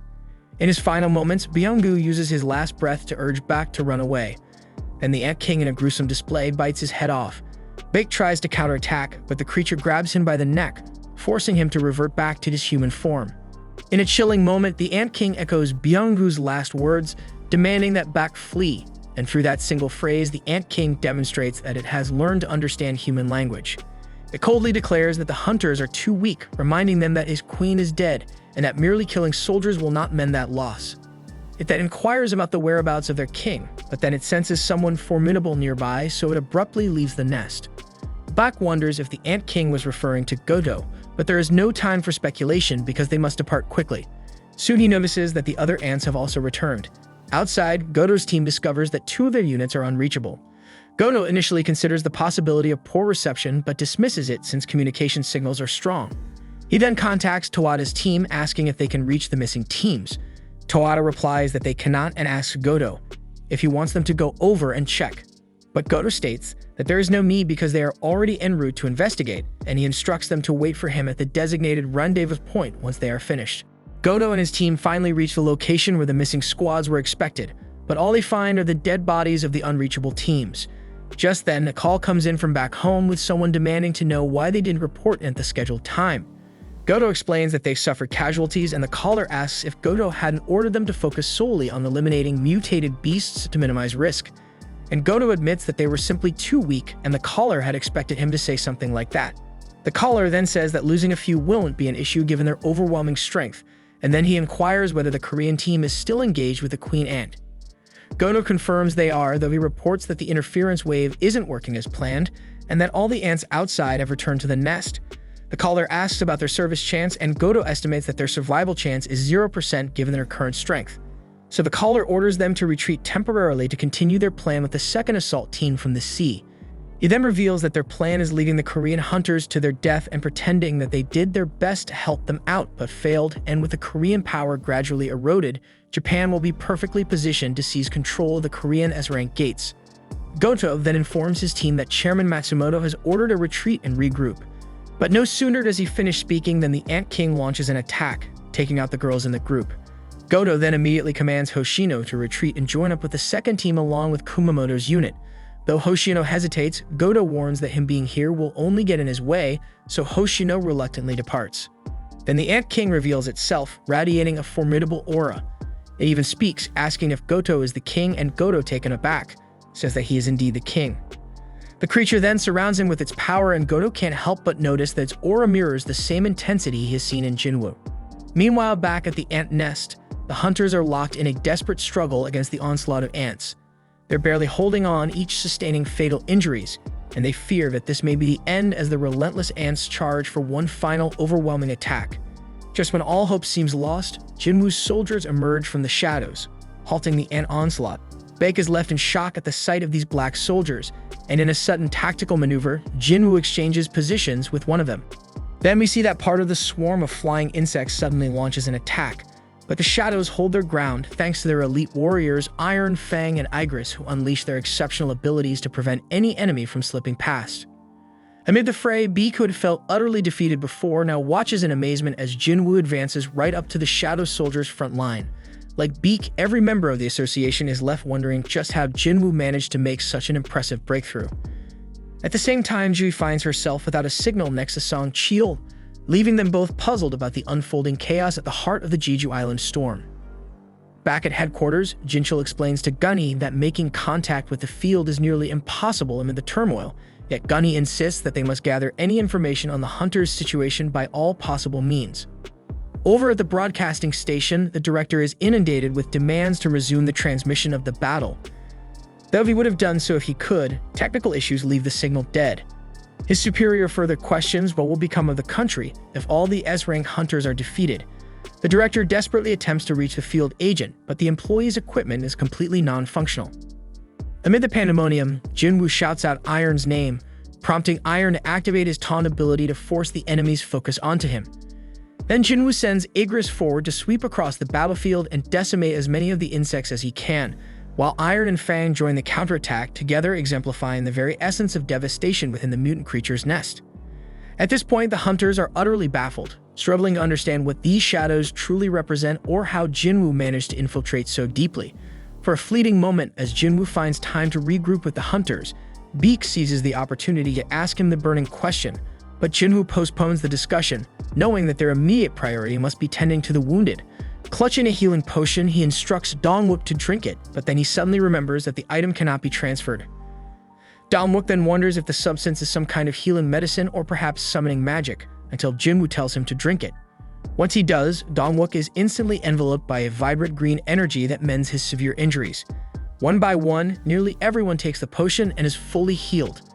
However, when it comes to Cha-Hae, the healing item fails to work because her health is so critically low, much like that time when Jinwoo himself suffered from the same ailment.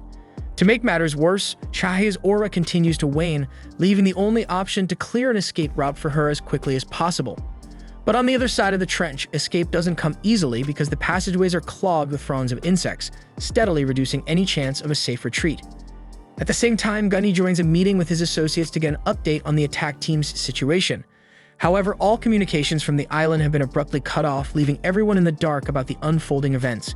Frustrated, Gunny demands that the signal be restored by any means necessary and orders that medical and rescue teams be put on standby immediately. Seated in his chair, Gunny seethes with anger over how much he has aged because he feels useless, wishing desperately that he could be out there fighting alongside his comrades instead of just watching helplessly. But all he can do now is hope that everyone else remains safe. Back at Jinwoo's home, we see Gina giving a swift whack to the TV in a valiant effort to get the broadcast working again. Unfortunately, not only does the signal drop, but the television itself ends up breaking. Still undeterred, she refuses to give up on finding a way to watch the raid, so she goes to her room to watch it on her phone. Over in a Japanese camp, Ryuji informs the president of Japan that Goto's vital signs have completely vanished. Based on the last transmission before the signal was cut, it appears that a formidable enemy attacked Goto, and he was most likely killed. Confronted with this tragic news, President Matsumoto demands an update on the remaining guild members, warning that any further losses could jeopardize the next stage of their plan. Then, after ending the call, an enraged Matsumoto slams his fist on the table, bitterly labeling Goto as useless for having fallen. At the insect nest, Iron smashes hundreds of foes with his overwhelming strength, his blows reverberating through the chaotic battlefield. Jinwoo watches with a mix of pride and concern as his elite units perform brilliantly, yet he can't help but notice that the regular Shadow soldiers are struggling to hold their own. He then wishes that he could bolster his forces further, but there are too many eyes on him, so instead he quickly calls the hunters together, instructing them to remain behind Fang and secure the rear in case any stray ant manages to slip past. Above all, he urges everyone to keep what they're about to witness a secret. Mr. Choi almost prophetically hints that something truly extraordinary is about to occur. But just as Jinwoo's eyes begin to emanate a strange, eerie glow, the insects suddenly clear a path. And we see that far behind in the cave, a towering, evolved insect emerges, its shadow pulsing with a sinister red energy as if announcing that Godo was slain by its hands. Outraged, the creature unleashes an obscene surge of mana and laments bitterly that there was no king outside. Jinwoo deduces that this monstrous insect is the reason he no longer senses the familiar shadow he had sent with Godo. Resolute, he steps forward and positions himself prominently, making the beast question if Jinwoo is truly the king of humans. With heavy irony in his tone, Jinwoo remarks that he's conversing with a talking insect, an observation that seems to shake the monster as it begins to recognize the powerful aura emanating from its opponent. With a surreal, piercing scream, the creature terrifies every hunter around it, except for Jinwoo, who with steely resolve, treats the opponent as nothing more than another insect to be vanquished. In the midst of this tense standoff, the broadcast man finally manages to regain the signal, and he immediately alerts the team at headquarters. So the director quickly orders a resumption of the transmission, but is warned that a live, unedited feed means there's no time to cover up any mishaps. Still, unwilling to risk losing viewership, the director insists on going live immediately. After all, the nation's fate might very well hinge on the man standing before the evolved insect, and the people deserve to know what is unfolding. When the live feed is restored, Jui, Cheel, the Knights Guild, support teams, and the entire population converge to witness the chaos unfolding inside the mutant insect nest on Jeju Island. Jinna remembers that Jinwoo has promised to return shortly, but she now knows why he seems to have taken longer than expected. Meanwhile, Gunny exults at Jinwoo's timely arrival at this critical juncture, and as all eyes in Korea turn to him, the duel begins on a shaky note. Jinwoo is caught off guard as a powerful punch lands on his face and even lifts the ground around him. Meek and Mr. Choi mutter that Jinwoo must have underestimated his opponent by getting too close for a mage, and the mutant insect in turn appears to doubt Jinwoo's claim to leadership. Yet miraculously, Jinwoo recovers without serious injuries and retaliates by cloaking his fist in a bluish aura and delivering a devastating counterpunch. Dongwook questions whether this young man is truly a mage, and by then even Beak and Mr. Choi are left speechless. However, the creature's exoskeleton proves astonishingly resilient because it withstood Jinwoo's punch with ease, leaving him to wonder if its natural armor is the source of its incredible resistance. The battle then escalates into a terrifying contest, with Jinwoo relentlessly pursuing the fight while the mutant insect matches his pace blow for blow. The intensity of the magical power flowing through the duel is so overwhelming that even the broadcaster, who is an A-rank hunter, struggles to remain conscious. Then as the fight rages on, the superior insect that was once confident in its untouchable prowess now begins to sense that the balance of power is shifting. With every calculated movement of Jinwoo, this natural aberration trembles before his extraordinary abilities. In a brutal moment, after the insect takes a savage punch squarely on his face, it extends its long pointed tongue, which slashes across Jinwoo's face. An immediate infection sets in, spreading rapidly and forcing Jinwoo to drop to his knees in the midst of the fight. Confused and in pain, Jinwoo demands an explanation, and the monster arrogantly reveals that the wound is caused by a potent toxin, a mix of chemicals from local marine creatures amplified by magical power. Now immobilized by the infection, Jinwoo is unable to move, and the monster seizes the opportunity to deliver the final decisive blow. Meanwhile, President Matsumoto laughs nervously upon hearing that 7 of the 10 Japanese sent to Jeju Island have been killed. Overcome with anger, he shouts about the disgrace of losing more than half of their contingent. To worsen the situation, Ryuju reports that something immensely powerful was detected near the island's caldera, and likely the very monster that killed Goto, though it remains unclear whether the creature is returning to its nest because it was injured or for some other reason. Matsumoto then surmises that if any Koreans survive, they must eventually face this enemy deep within the nest, and he believes there's still a strategic advantage to be exploited because the fierce battle will wear everyone down. He also calculates that if the Japanese manage to eliminate the strongest opponents during this chaos, the remaining forces will be utterly helpless. With this in mind, he orders that the survivors be rescued by helicopter and transferred to the second attack team at sea. Upon receiving the orders, Tawada informs her companions that they have been switched to Plan 9. However, Hoshino, who witnessed Goto's horrible death, warns that nothing might work against that monstrous aberration. Tawada then grabs Hoshino by the collar and forces him to pull himself together, though he remains in a state of panic. Regardless, she reminds him that they have no other option, and soon the rescue helicopter appears to extract the group. Back at the insect nest, Jinwoo surprises everyone by reacting just in time, landing a powerful punch into the insect's stomach and pinning it against the cave wall. Despite having been poisoned earlier, Mr. Choi asks in amazement how Jinwoo managed to move, to which Beak replies that now nothing ever surprises him coming from that dude. Jinwoo deduces that the insect had been holding back due to its secret weapon, while his body is being sustained by his detoxification ability. And then his sharp perception allows him to sense his foe's nervousness. Then as he glances at Cha-ha, he realizes that her condition is getting worse, so he also becomes nervous because he needs to get to her as soon as possible. He then charges at the enemy with a kick, but the creature easily slips away. Discovering that his venom had no effect, the mutant insect resorted to another trick. In a burst of self-induced energy, it mysteriously enhanced its own power. Unfazed by this sudden boost, Jinwoo drew his pair of demonic monarch daggers, and the duel erupted with a brutality that surpassed anything seen before. The intensity of the battle tripled, each side wagering more than ever in their desperate need to prevail. Jinwoo's primary goal was clear. He had to save Cha-ha fast, while the insect, in its twisted pride, sought to prove itself against the so-called king of humans. In a move that defies expectation, the creature summons ice spears from the ground and launches them at Jinwoo like deadly projectiles. Though he managed to evade them, the impact of the ice against the ceiling caused a portion of the structure to collapse, escalating the danger of the combat. The insect soon realized that Jinwoo's speed matched its own, and even more disturbingly, Jinwoo appeared to be growing faster with every passing moment. In the midst of the clashing blue and red auras, the dazzling display of opposing energies provoked a frenzied reaction in Beak's eyes, who admitted that in all of his long years as an S-rank hunter, he had never witnessed such an insane dispute. Seconds blurred into one another as the movements became a chaotic, unintentional choreography. Fueled by rage, Jinwoo screamed as he landed a ferocious strike against his enemy. The insect, however, recovered with a counterattack as agile and absurd as his previous onslaught. Then, in a critical moment, Jinwoo saw the monster's claws racing toward his eyes like a quartet of knives. At that instant, his skill Fatal Strike spontaneously evolved through this relentless force training, upgrading to a level he later called Mutilation. This unexpected surge granted Jinwoo the power to retaliate decisively. Wielding his infernal daggers, he counterattacked with ruthless efficiency, slicing chunks from the mutant ant's arm and drawing forth its viscous green blood. Seizing the opportunity, Jinwoo continued his onslaught of mutilations, tearing away fresh pieces of his opponent, determined to subdue it once and for all. The creature then responds by rapidly regenerating its torn flesh and erecting an imposing ice wall between itself and the furious onslaught. With its pride shattered, the insect abandons its defiant stance and flees without any concern for appearing cowardly. Still, Jinwoo gives chase and delivers a spinning strike from above, forcefully slamming the creature to the ground.